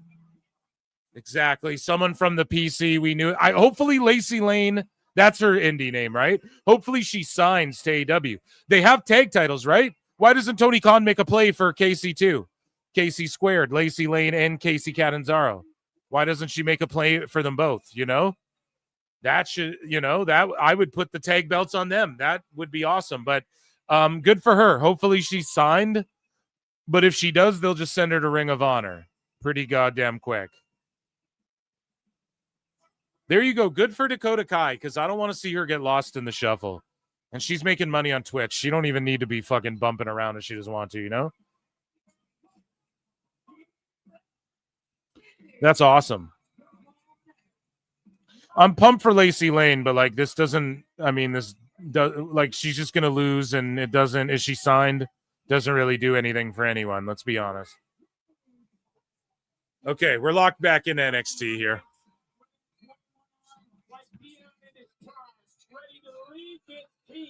Lead this brand to a victory in the NXT Showdown.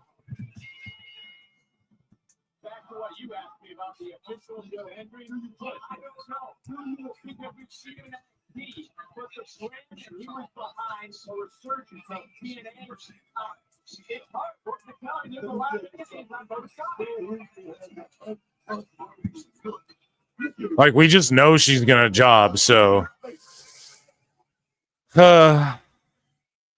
here we go. Okay. I don't give a fuck at all about this Monet match because, like, we know it's going to happen. And it's unfortunate because you guys know, no one put KC2 over more than your boy Phil Marks. So I don't want to hear shit about I'm just a hater, but, like, why would I give a fuck about this match when both of these are on? And here we go. Team NXT versus Team TNA. And you got assholes on both sides. You got Trick and Kazarian already being dickheads.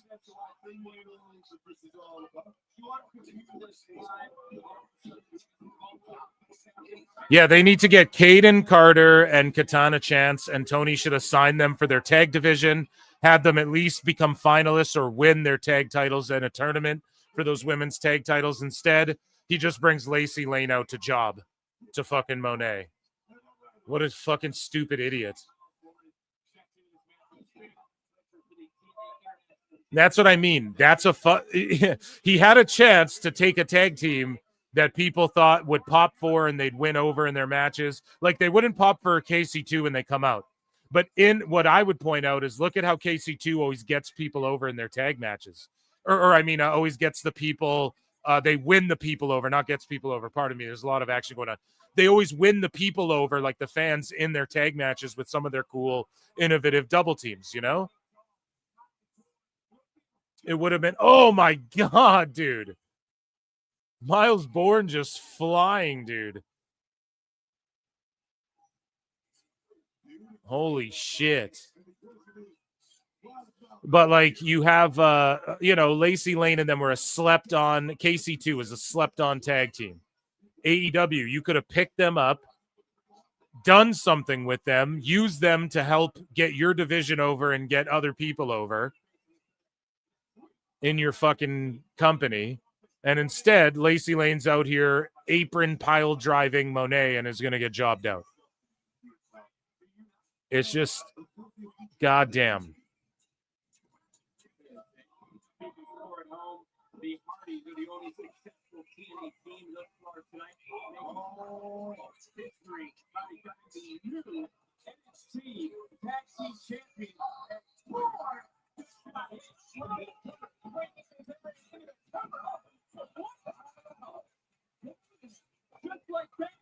Damn.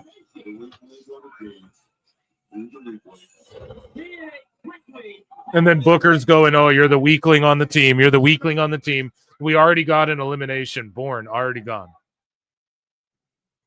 This is crazy. Swerve Show becomes a new member. What's up, Swerve Show? How you doing, bruh? Sometimes in life, you got to be a hoe. Thanks for being here. Thanks for becoming a member, man. Get access to Member Monday shows.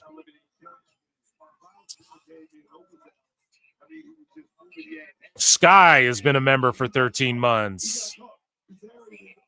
What's up? Doing good. Good, man. Good to see you, Swerve Show. Sky has been a member for 13 months. We acknowledge you for all the memberships.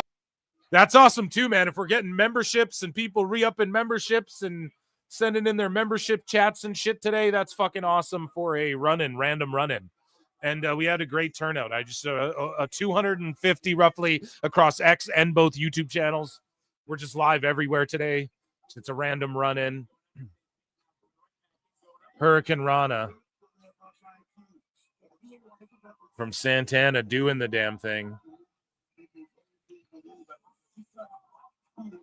And how much you want to bet Tony Montana comes out and we get a clip of him like, thank you guys, Daly's Place forever. Then his dad comes out, we are Daly's Place, Trevor Lawrence forever, number one to infinity.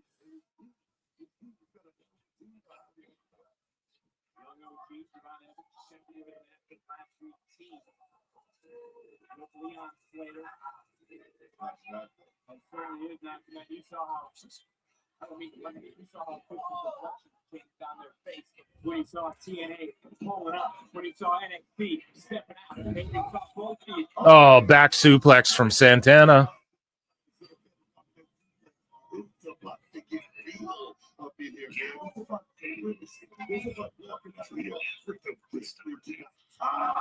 Damn, big chop chat. You like that or what?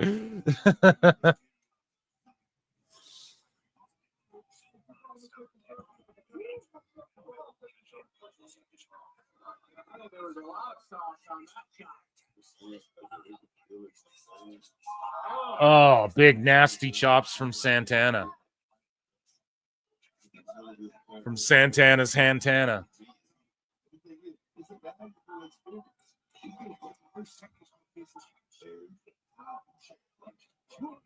And Moose just bitch slapped Javon right there.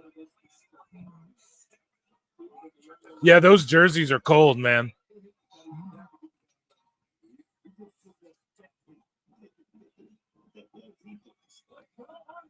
They should sell those jerseys, dude. Oh, drop kick.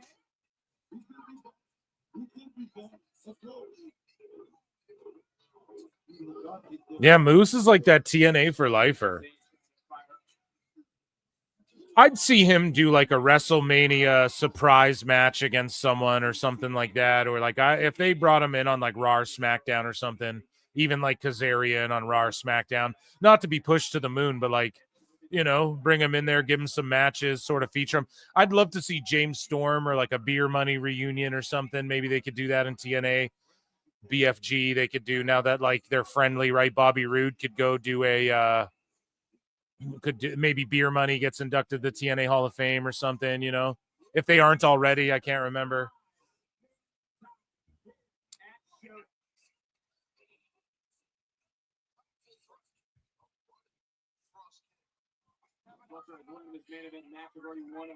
It is 4-on-3 in favor of TNA. Which team is feeling more pressure? Fucking one half of the jobber tag team in WWE is taking Monet to the limit. You couldn't bury your company more.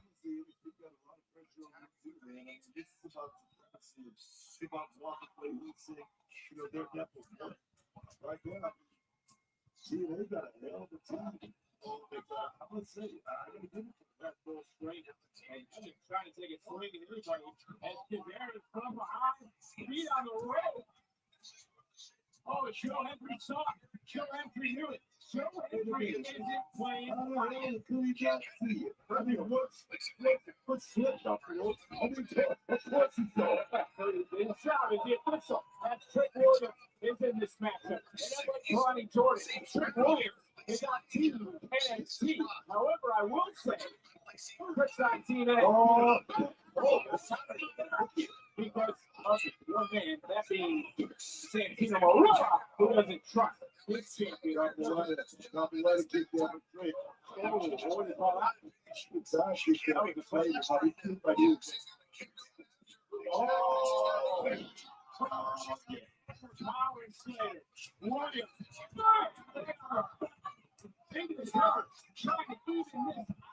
Slater able to pick out and look at it.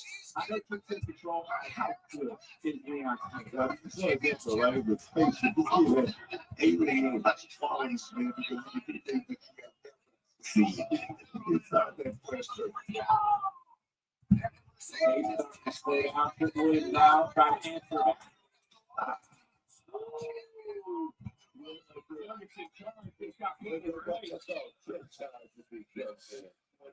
Sean Sapp made a post. The ice commercials remained on AEW Dynamite despite Hangman Page encouraging fans to express their displeasure.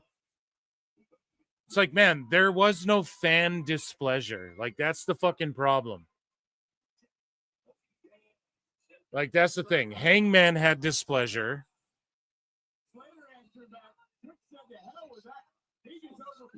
Like, Hangman had displeasure. He's like, everyone go boycott this thing. Nobody did. It's not enough people watch Dynamite who give a shit, and the ones who do, you don't want to encourage them not to watch.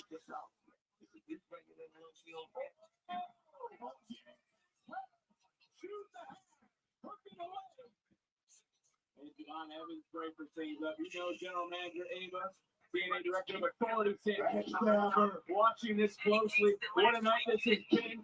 Saint dropping the international champion. Santana coming in. He might get dropped as well. The absolute. Mikey Santana, fucking book's going crazy.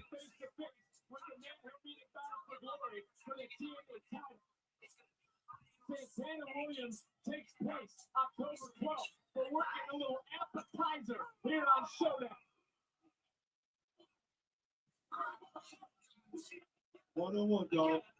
1-on-1, baby. Baby. Williams just tacked himself out. Tricking one minute, Santana. I didn't even see fan outrage, though, guys. Like, politics and shit aside, fuck all that. Just who was really outraged?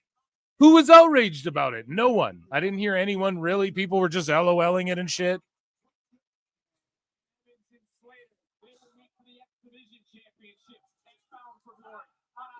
Damn. That boy's bouncy. Some guy for two says Sammy looks like John Leguizamo. Oh my God, that's perfect, dude. He dunked young John Leguizamo, doesn't he? Oh my God, dude. That is fucking perfect. That is a perfect fucking comparison right there. They have like the crooked face. No one. People are clowning on it. That's what I mean. Like, people were just clowning on the ice thing. Like, we're getting another ice ad here. It's like, okay, they're paying for it and shit. They're taking the fucking money. WBD's taking the money. They're not going to listen to fucking Hangman, who is upset. He encouraged fans to voice their displeasure. Okay, but who is displeased? This is like people, this is like animal people who run up in a chicken joint and go, chickens, they had lives. Leave the chickens alone. It's like people who fucking, it's like, no, dude, I'm here to eat a chicken sandwich. Like, you're not going to, I love it. You know, you're not going to deter me from fucking eating meat by coming here and dumping blood on yourself and crying on the ground. Like, you know, you're displeased with it. Don't come to where people are pleased with it and fucking, and I'm not even saying people are pleased with it, but it's like, who did Hangman, who was displeased? I didn't hear anybody do anything but make jokes and shit, and then all of a sudden he's got a virtue signal. It's like, what the fuck? Things certainly are bleak right now if you are Team NXT, and you got to feel for Javon Evans. Again, we talked about in the women's match, no one wants to go to the locker room having to look. Some guy for two, he's the best. He's the best. Oh, dude. How funny. John Leguizamo, you're the best because you fucking pointed that out. What? That's super funny. That's like a really good pull, man. It's just because he's older now that you don't fucking realize. Leguizamo was a good stand-up too, man, like way back, you know? I haven't heard his act in a long time, but like he was good shit, man. He's kind of kooky now, though, isn't he? Petsario. Standpoint, yeah, it looks very good for Team TNA. But there's one man we haven't talked about a lot tonight. That is Moose. Moose certainly could become the X factor in this match. Now we take a look at the numbers. I said earlier, Team TNA. I mean, Mikey said they're put together a hell of a team. This type of matchup is all about who has the best team. I mean, it's the live team. It's the live team, right? Leguizamo isn't a sex pest, just the OG pest. Yeah, that's right, JJ. Okay, yeah. Thomas Moore for two says eating a ham sandwich is murderer. You're a murderer. Wrestling's not fake. It's murder. Don't you know it's murder? Oh, man. Is it? I'm not a big ham. You know what? Like, I'll eat bologna. I'll eat all the lunch meats and shit, but I'm not a big ham sandwich guy. Unless it's like, you know, let's say you go to like a sandwich place and you get all the meats. You just get it dressed with everything. I'll eat ham pizza or bacon or whatever you guys call Canadian bacon or whatever the fuck. I'll eat whatever. I'll eat pork. I love pork chops and shit. But like the ham slices of meat, I'd rather eat bologna slices. You know what I'm saying? I don't know what it is. It's like the texture or something. I'd rather get turkey or something. Salami, you know? Everyone greater than Seagal. Dude, John Leguizamo's story about Steven Seagal is fucking hilarious.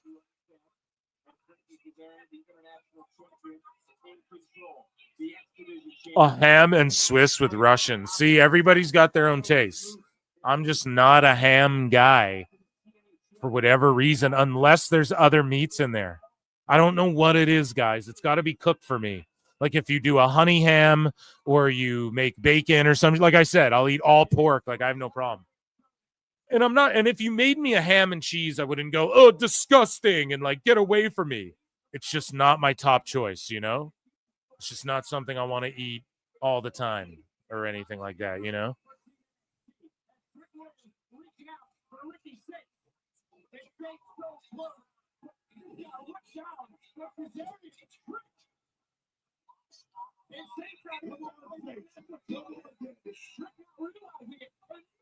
I gotta give Seagal props. Under Siege was, dude, his movies rule, but he's just a fake tough guy, you know? Not that Aikido isn't like, here's the thing with mixed martial arts too, like you want to know everything you can, but Aikido on the rank of like what is a good martial art when it comes to like MMA or even being in a real fight or some shit, I don't know. I'd rather know it than not know it, but it's just not ideal, man. It's like an ancient martial art that's sort of dated. Like, people don't just charge at each other full speed with spears, and you don't just run full blast and try and fucking take someone out, with like a straight posture and shit. That's what Aikido was used for. It was just to defend against, like, when people would go to war and just charge head on at each other, It's just not, it doesn't really make sense, Fucking Leon Slater rules, dude. Oh, I thought that was the bell for NXT. I was like, what happened? That was the bell for this Brodito match. Rapid Wolverines LC Killer 17 for 2 says my T-bone steak is Buttercup.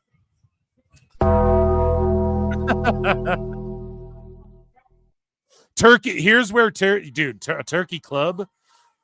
Thank you, Rabid Wolverines LC Killer. I appreciate that, dude. Enjoy Buttercup. You know what I'm saying? Be gone. Dude, but yeah, turkey with fucking bacon on it and all that. That's the shit. A Turkey Club, man. That's where it's at. Or a turkey on brown with some mustard.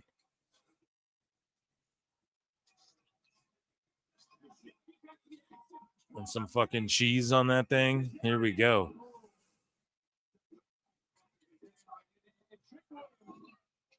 Yeah, dude. Or Todd saying smoky ham slices from a local butcher or something. Oh, yeah. Sign me up all day. Because that's that fucking good, man. Like, when it's sliced right off that fucking... Oh, yeah. Like, that's good. I'm talking, like, the Luncheon meat family.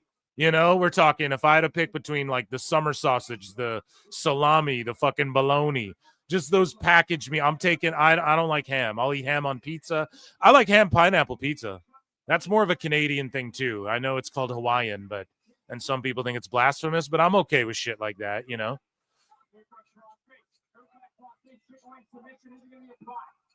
I'm okay with people getting crazy with the pizza toppings, as well. It's not my favorite. Kaz just gets pinned out.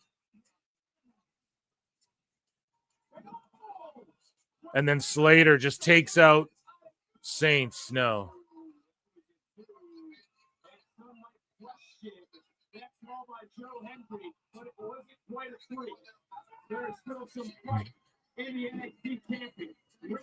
Throw some cheese on that bear? Yeah, 100%.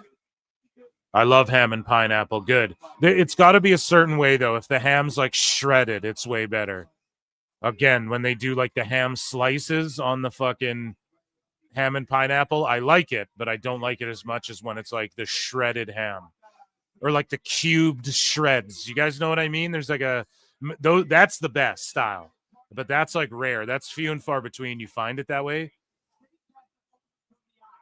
I'm from Jersey. That'll get you shot. Which part? Ham and pineapple? Yeah, dude. Yeah, you don't go fucking... You don't go southeast for me. You don't go fucking northeast for y'all and fucking put pineapple on your shit. You know what I mean?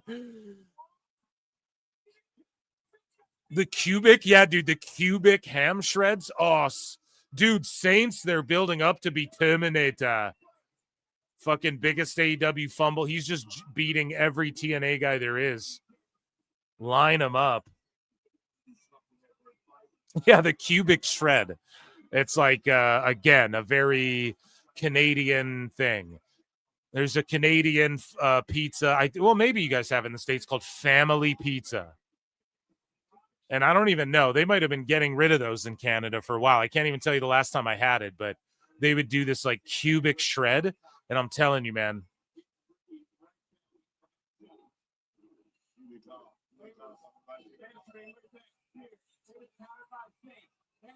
I get grief for liking Detroit style. Yeah, I'm not like a Chicago deep dish guy for pie either.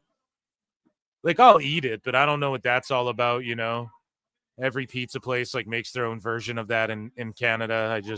You give it a try, but it's never my favorite. But infamously, though, I'm staunch about glizzies. Like, if you're getting a hot dog, bro, only mustard. You can't be putting ketchup on that shit. I don't know who be doing that. I'm very staunch about that. And you guys know that. We've had the great fucking glizzy debates in the chat in the past. DDT. And then Santana breaks it up.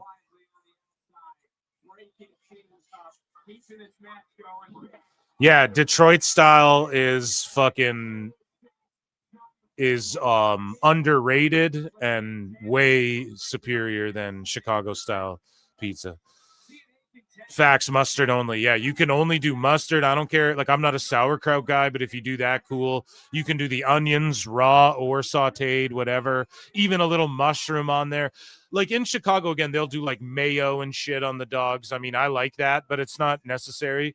Just to hit a mustard and some relish, maybe some hot peppers, right? Some banana peppers or whatever. That's all good with me on a dog. That's the way to go. Ketchup, I don't know about that on a dog. I don't know who started that, but I'm a full-blown hater on that shit, man. Little Caesar cubic ham pineapple. Does Little C's do that?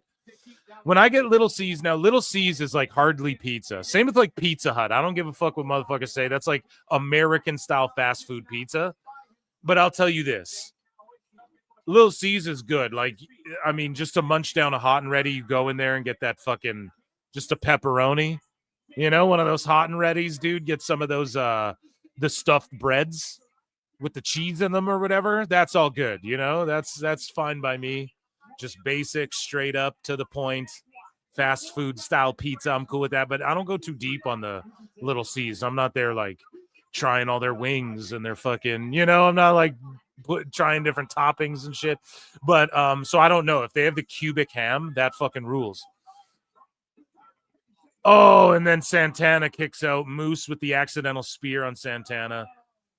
Saints can't believe it. There's a gentleman with chicken pox in the crowd. I think it looked like. Fuck up some crazy bread. That's what it's called. Yeah, I forgot the crazy bread and the crazy sauce. And they have the two versions.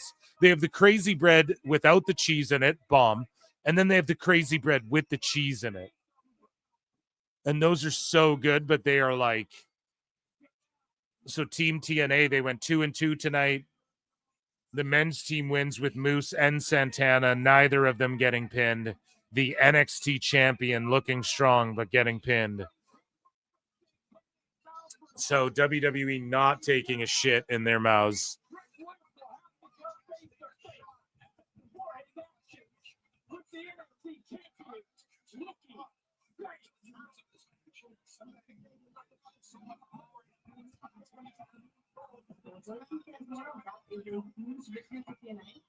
Damn. He sure does. And I have to congratulations you because your woman showed that they are the best. I agree. You know what? I'm just talking like partnership is back on together. And speaking of the women's division, I'm the new number one contender to the NXT Women's Championship for the So I'm having a battle next week. I'd love to send an invitation to the So the TNA Knockouts division are going to be involved in a battle royal next week.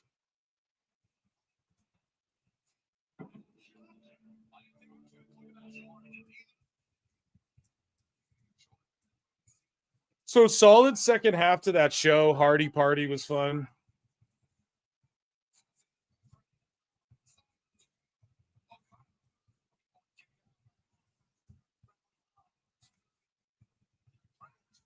And then next week, so they're taping their next show tonight. I don't want to see spoilers unless like someone dies or something, God forbid, you know? And then we have TNA for another, AEW for another half an hour. How dare I? And is it just going to be this match for a half an hour? Or is there another match planned? I really don't know. Like, what else is on this dumb card?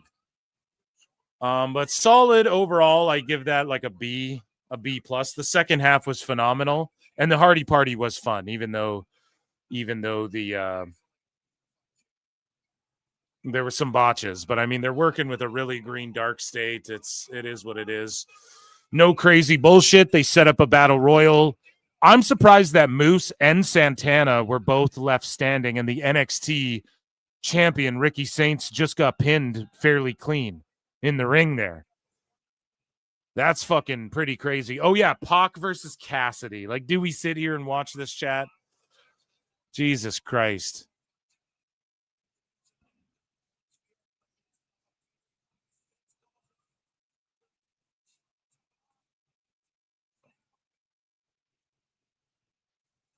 So I guess we're watching AEW until the end here.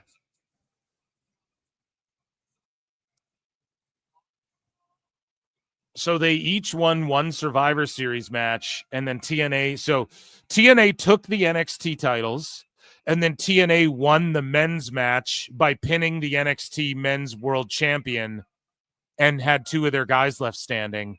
I would say TNA won the night overall. Ethan Page defended his title against a non-title holder on the other end for a point for NXT, and then the women won the NXT match as well, but it was much closer. So, and the TNA Women's Champion got pinned, and the TNA Men's Champion got pinned as well. But it wasn't as like devastating, and it wasn't as impactful to the match, like the overall nature of the match, you know. So I would say TNA kind of edged out as victors on the night. I would say they just looked better in the end by taking those tag titles away and by winning that men's 4-on-4 with two guys standing like that and pinning the men's world champion. They won the night, man. In my opinion, they edged it out a little bit for sure. And bonus points for Ali's foot tangled in the ropes. I agree. They just came up with an all-new win. I'm sure someone will find us a win. Oh, come on now, Phil. This guy's foot got tangled in a cord. Whatever. That's a finish I haven't seen. Like, you'd see that's a Dusty finish, right? Like, you'd see that on TV a decade ago and go, oh, Dusty must have came up with that, or, you know, or whatever. Like, it's just something unique. It's something none of us have really seen. Maybe they just invented a whole new finish, incorporating like people going and messing around. Not that we're going to see it every week, but that could happen at a fucking Mania sometime, or on the main roster sometime too. Like, that was a great finish to that match. Ali took two incredible bumps that he doesn't do all the time, right? And it just really helped get Ethan over and the NXT North American title. Like, it just put shine on that. But yeah, I think TNA, like if we're talking in kayfabe, I think they overall edged out the night. What show is better? Obviously NXT TNA Showdown. Like, what was memorable about this? So Okada and Takeshita just beat the AEW Tag Champs. So now Okada and Takeshita are going to get a shot at the tag belts next. And it was a double title eliminator, whatever, just because. And Tony Khan thinks this is storytelling or any good or anything to get invested in. We just saw the tag champs lose to Takeshita Okada. So what happens? Takeshita and Okada just beat them again and piss in their mouths at WrestleDream?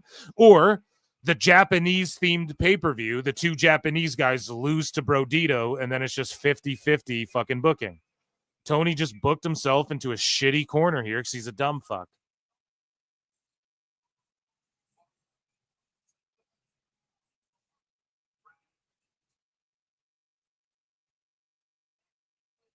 Yeah, they beat the tag champs for a shot at the tag champs.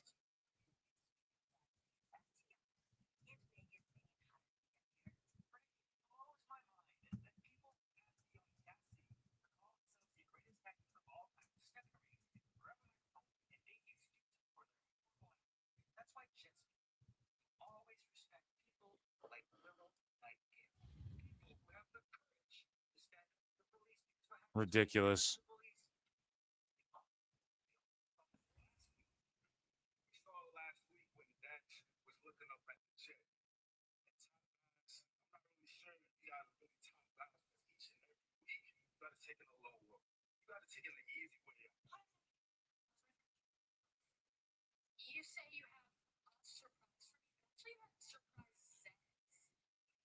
Willow's awesome and shouldn't be stuck with all these other fucking groups and teams and all this shit. She should just be doing her own thing. Just a great look. People get behind her. A great entrance music. A great vibe. She looks terrific here. And I'm not trying to shit on Kevin Knight or Mike Bailey either, but they're just such a randomly thrown together tag team.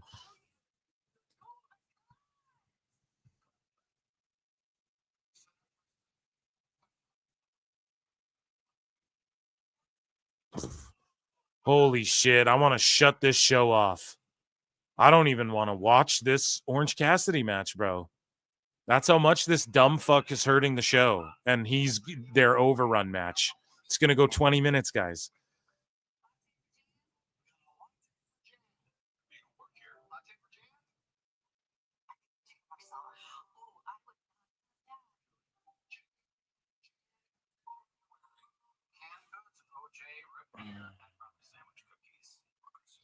Oh boy. Oh boy.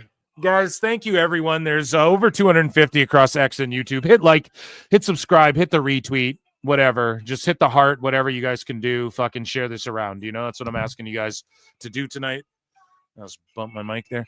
Bump my mic stand. You guys yes, just share the show around and all that. It's not a typical live day, so I really do appreciate the turnout. I wouldn't have been shocked if there was 12 people watching us, but we did great as we always do because you guys are the best. Thank you so much. Thank you for all your support. Just share the show around. Tomorrow, live show, same time, 7 p.m. Eastern, and then we're gonna be no Dynamite, so we're just ripping through news segments and shit. I like that way better. PWT live show, regular show. I have some great fucking segments and sicko news lined up for you guys and some fun shit. And then Thursdays live on YouTube and wherever podcasts are, on Spotify in particular. Dave Meltzer, Dumb Moment of the Week.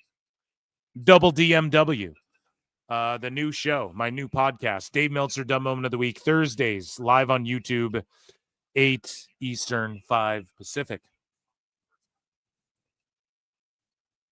George is saying we're at 62 likes. Yeah, try and get to 100 likes if you guys can. It helps the algorithm. You guys do the damn thing. George is like at least 69 for old time's sake. For back before we could get 100, we used to ask for 69. And then once the show grew, we were able to get 100 or so. So, you know, we ran with that. But we always hit it. So let's you guys get there. And I have somebody who is going to encourage you guys to hit like as well. I look and see it's not just me. So many others have stood where I stand.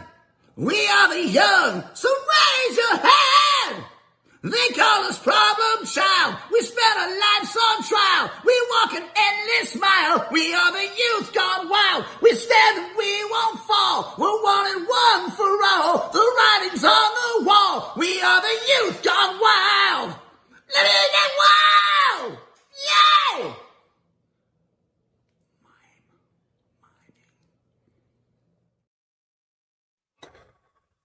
I'm not joking. 10 people stopped watching this show. I watched the viewership climb by 7. I hit Jericho, and then it dropped by over 10. So hit like, you assholes. I punish you for being good to me. Yeah, so Wednesday, Saturday shows, usual times. I won't be here for BFG, unfortunately, Canadian Thanksgiving, unless a miracle happens, but I'll be fucking 10 beers deep with a belly full of turkey, so I just don't know. And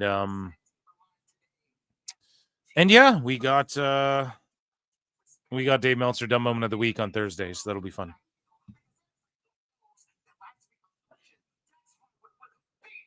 So FTR was Stokely here.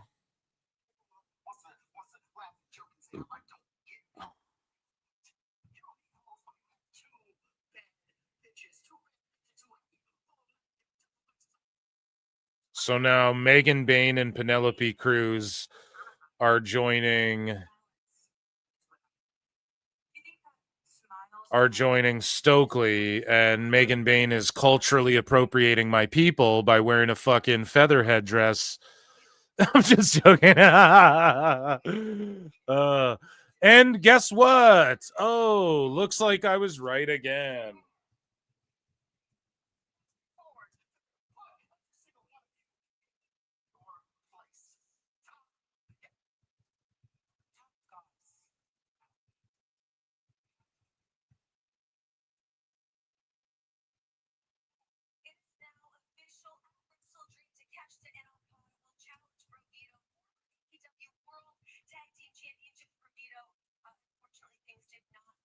So, breaking news, next Wednesday, Dynamite will be 3 hours with Collision back to back.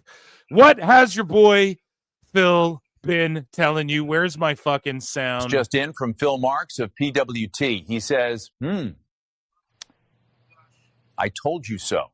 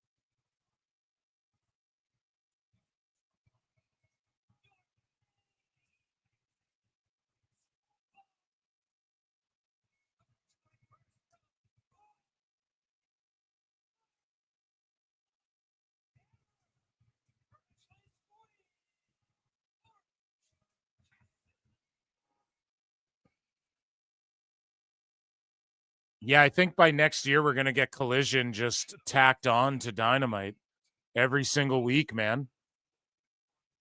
It does better ratings, like even though it's 500,000, now Dynamite's in the Collision ratings area. Right? We predicted it. Rampage is good. Collision's just going to become Rampage. They start doing Rampage numbers, it's going to get canceled too. They're going to tack a third hour onto Dynamite because even though it does a shitty rating, it does better numbers than Collision's doing now.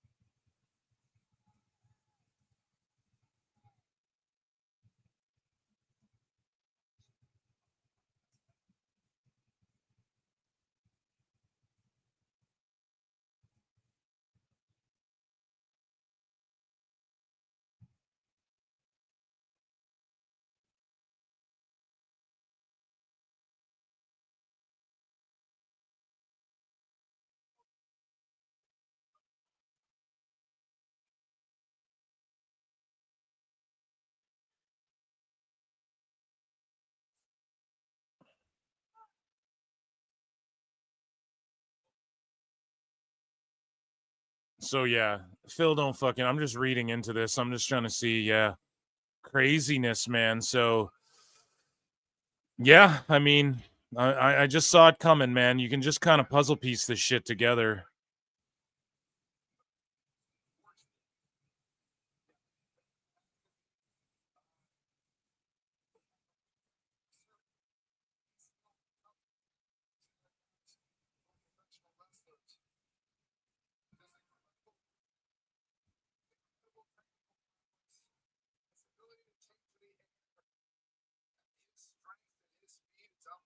What's chat saying? AEW Dynasian, 3 hours means more Orange Cassidy, Brian. Megan got some nice pics out there. Okay, settle down. No, I was kidding. You can thirst cast in chat. We don't hate on it. What guy would wear Cassidy's shirts? Seriously, though. I bought one back in the day, dude. Jim Pock. Welcome to AEW Dynamite Collision. Pretty much. So they'll just call Collision the third. They'll just say it's Collision. Dave will act like it's a win. He'll be like, oh, it's a W for them because they don't fucking, it does a better rating now in that third hour, so why not move it? Even though it's not acknowledging how the ratings tanked and now they're tacking it. None of the shit I'm saying.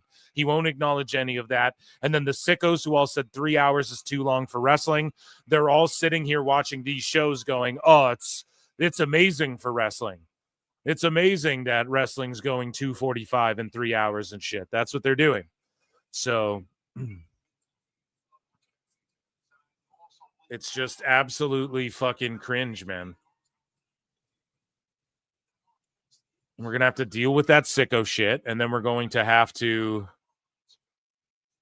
I do like PAC's gear here. But yeah, we're going to have to play this game where look at what Collision did in the third hour, Brian. It's way stronger here. Like, it's not on a different day. And then eventually, or maybe they just get rid of the title Collision altogether and it's just called Dynamite. But I could just see them airing Collision on the third hour, and then they can say, well, it wasn't canceled, it was moved. Like, I'm already 10 steps ahead of all this bullshit, man.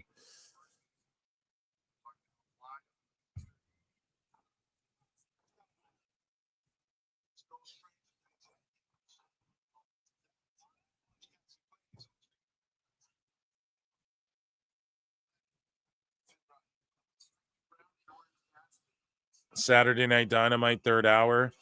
There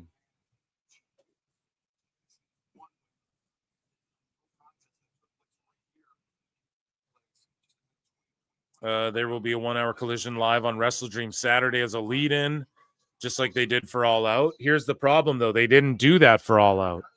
They didn't do that. They fucking moved it. They moved it earlier.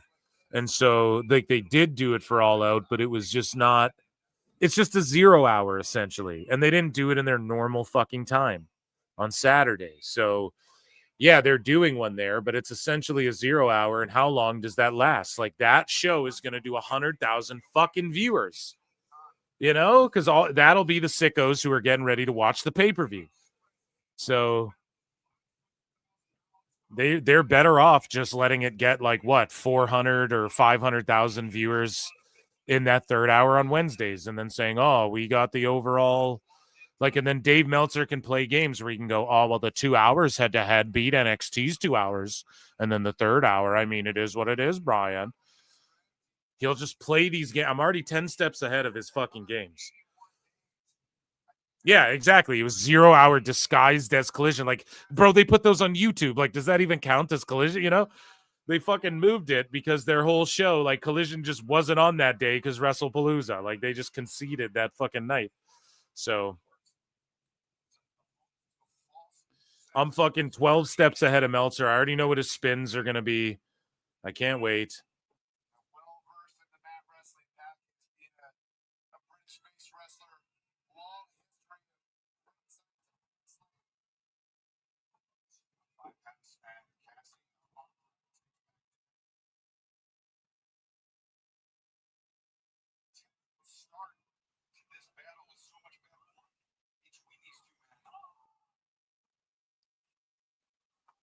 Jesus, man. Yeah, I mean, this is a match. I like Pac's new gear, though. I do.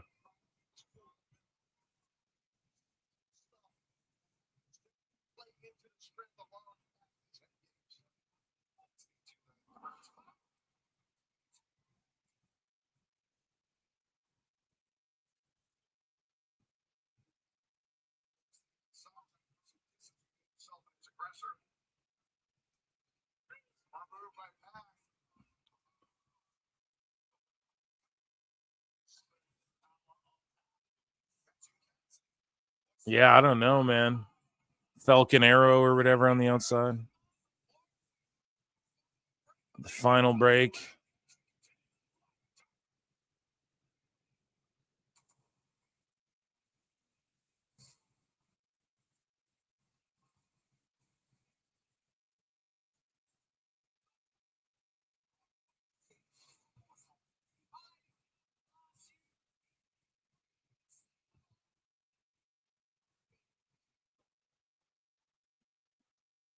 I think I'm a tune out. I'm over it. Yeah, I don't know. You were mad you missed Samoa Joe that day. I was. I'm over it. It's a multi-man tag match for money, Brian. The fans love. TK just needs to do a full overhaul and reboot. I know.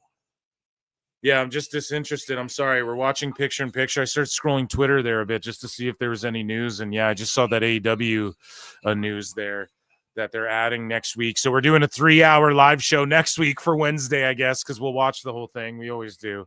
We got to give it its due, right? Like, I mean, we got to at least watch it. So when I talk shit about it, it's not in bad faith and shit. Like these fucking old podcast grifters will say, like Dave Meltzer.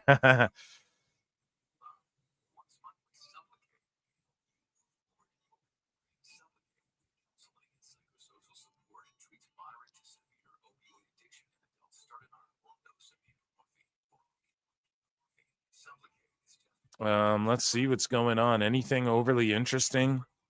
If you guys are into UFC, apparently the Dana White's Tuesday Night Contender Series was a fucking banger. I am going to watch that after.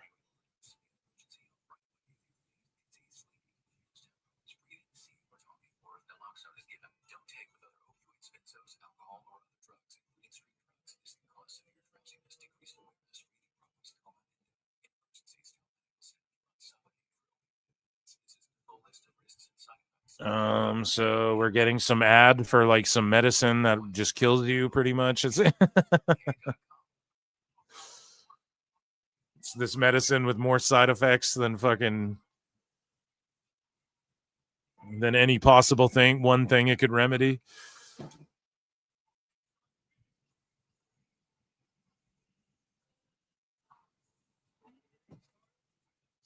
Oh, nice. A playlist of every TNA Hall of Fame induction speech has been uploaded to TNA Plus. And hopefully on their YouTube eventually as well. That's a great watch. I would go watch that for sure.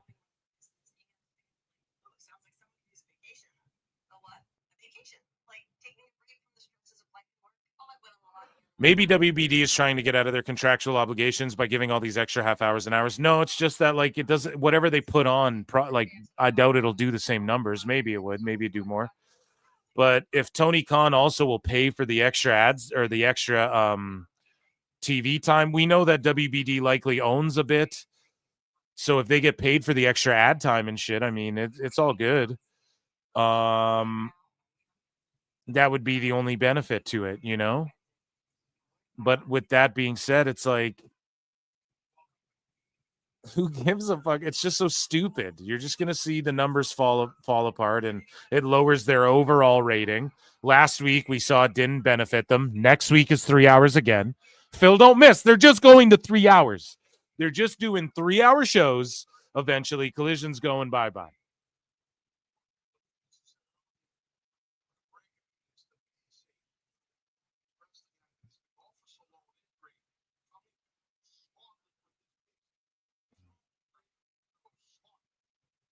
Let's send that to Meltzer. Yeah, send every show to Meltzer. Send every Dave Meltzer Dumb Moments segment. Send him the fucking... Someone grab the link to the playlist and fucking post it underneath and see what he thinks. Because he's willingly ignorant towards the shit because it makes too much sense and his brain will fucking melt. And he doesn't predict this shit. He didn't know about the TNA, the AAA sale. I fucking did. He didn't know about the fucking... He's not talking about, oh, Collision's going to go away. They're just going to move it around more and fucking it's eventually they're going to keep adding 3 hours to AEW. He knows Tony Khan. He's not even fucking stooging that shit. And maybe because he's trying to help hide it, maybe Tony hasn't talked to him about it. And it's not a matter of like I don't give a fuck that I know it. But the problem is that Dave is like, study the business. All I'm doing is looking at trends and fucking look, I'm just taking in good information, shitting the bad information out of my head as best as I can, and then making an educated guess and going, I think Collision's going away, and they're going to just keep adding a third hour to Dynamite. And then eventually they'll just call the third hour Collision of Dynamite. And then they can just play these games and say it's not canceled, or Dave will just talk about how the ratings have increased year over year for Collision, or the ratings quarter over quarter. We'll get another one of those fucking shitty quarterly graphs from Tony Khan where it shows like quarter over quarter it's fucking higher for Collision, but there will be no mention of how Collision was on Saturday and sometimes Thursday before. I already know the fucking games they're gonna play. So Dave will never acknowledge the shit because we're just 15,000 steps ahead of this motherfucker.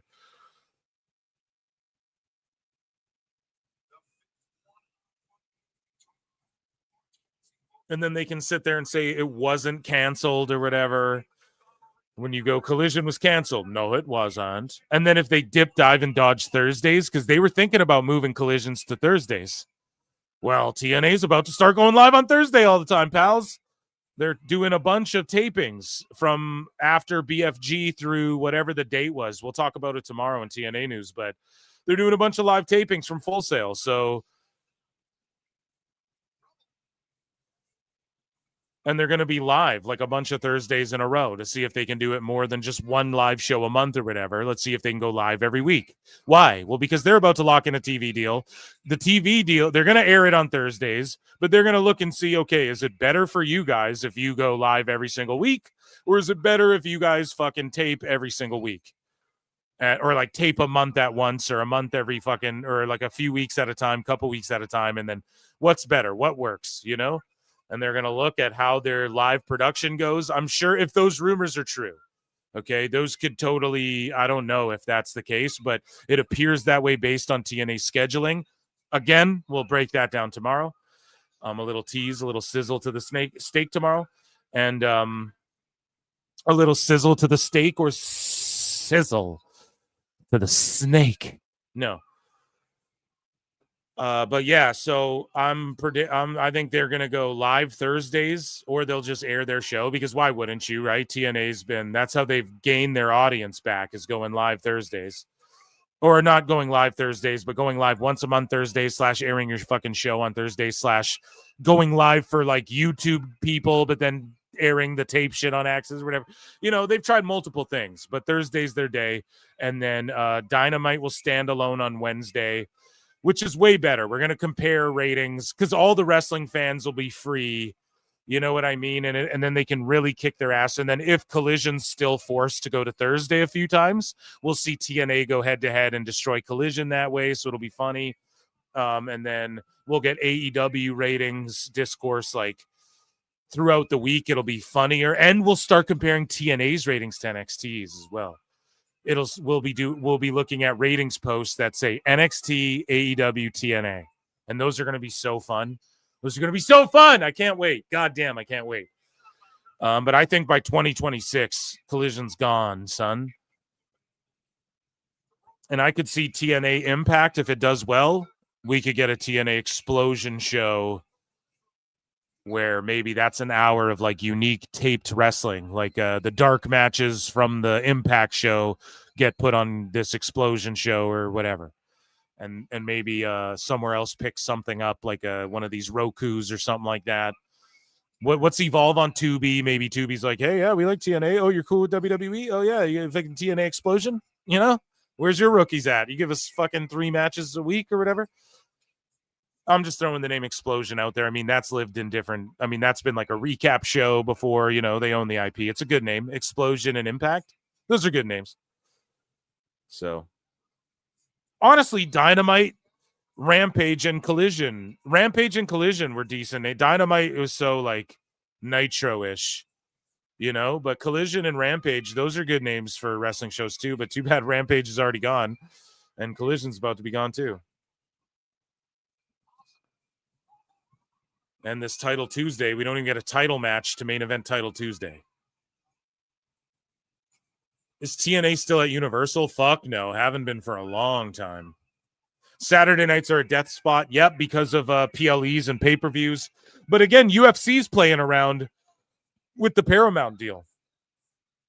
And Paramount, TKO, UFC, Paramount might swoop in by WBD, AEW. Hello. They might just get fucking AEW might just get kicked off the air by Paramount, but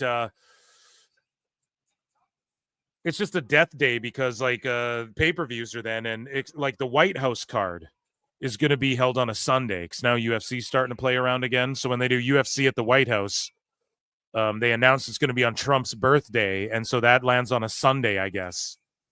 And so they don't give a fuck. They'll even do Sundays. And it doesn't matter because WWE will do their PLE Saturday or Sunday, just whenever they dominate the weekend.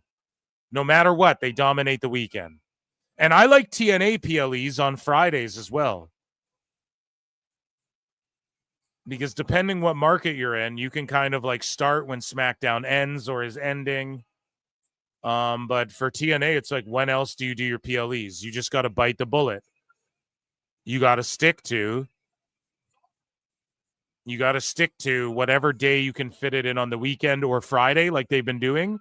And then you got to just stick to your day Thursday, you know?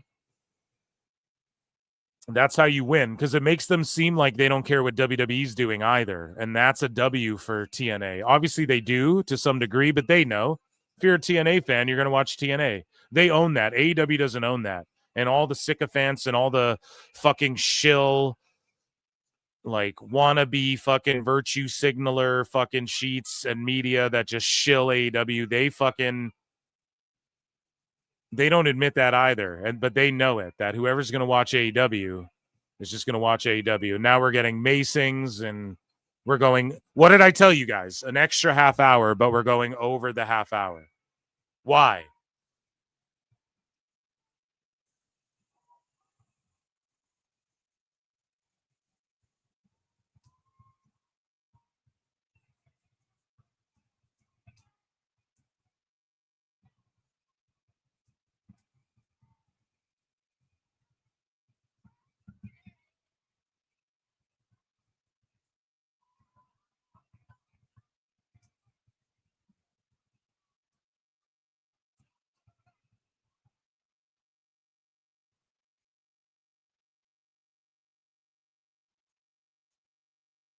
Yeah, I told you guys, like, they're doing an overrun on the 30 minute additional 30 minutes of Dynamite. Why?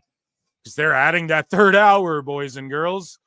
They are adding that fucking third hour, and they're getting rid of Collision. I couldn't be more right. I'm proud of myself for, again, just calling another one here at PWT, just way ahead of the curve. And I appreciate you all for being here and supporting what I fucking do. Hit like and subscribe and all that good shit. And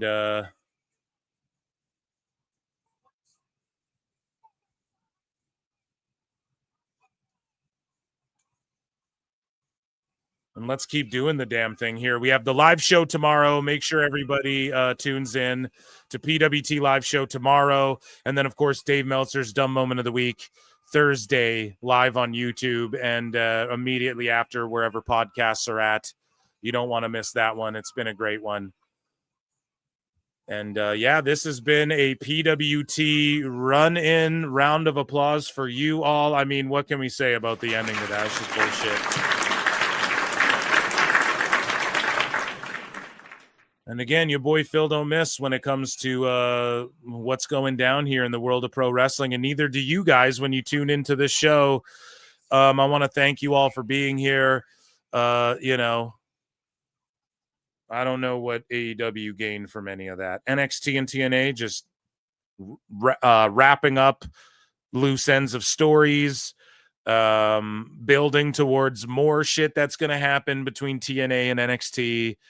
Ava still trying to work with TNA, as they teased at the end there. They just pitched what's going to happen on next week's show. Hey, there's going to be a battle royal with Naka. It's going to be awesome. So appreciate you all. See you guys tomorrow for PWT live show Wednesday night.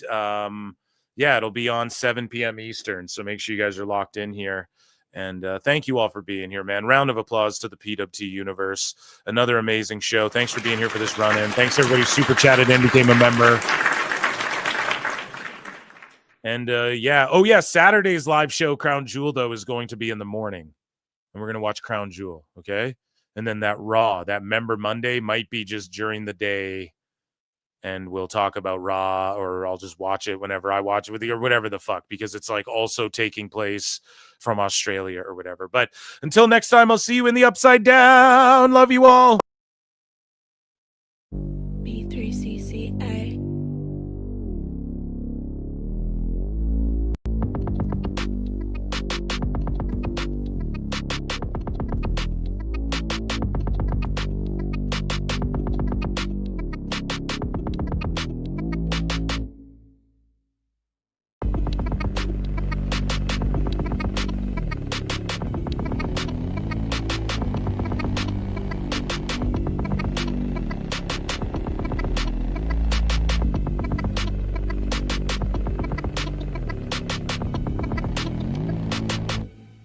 Love me. IRL, love me.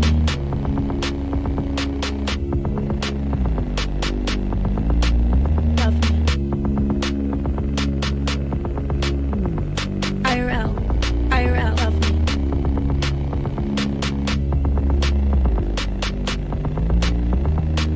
love me.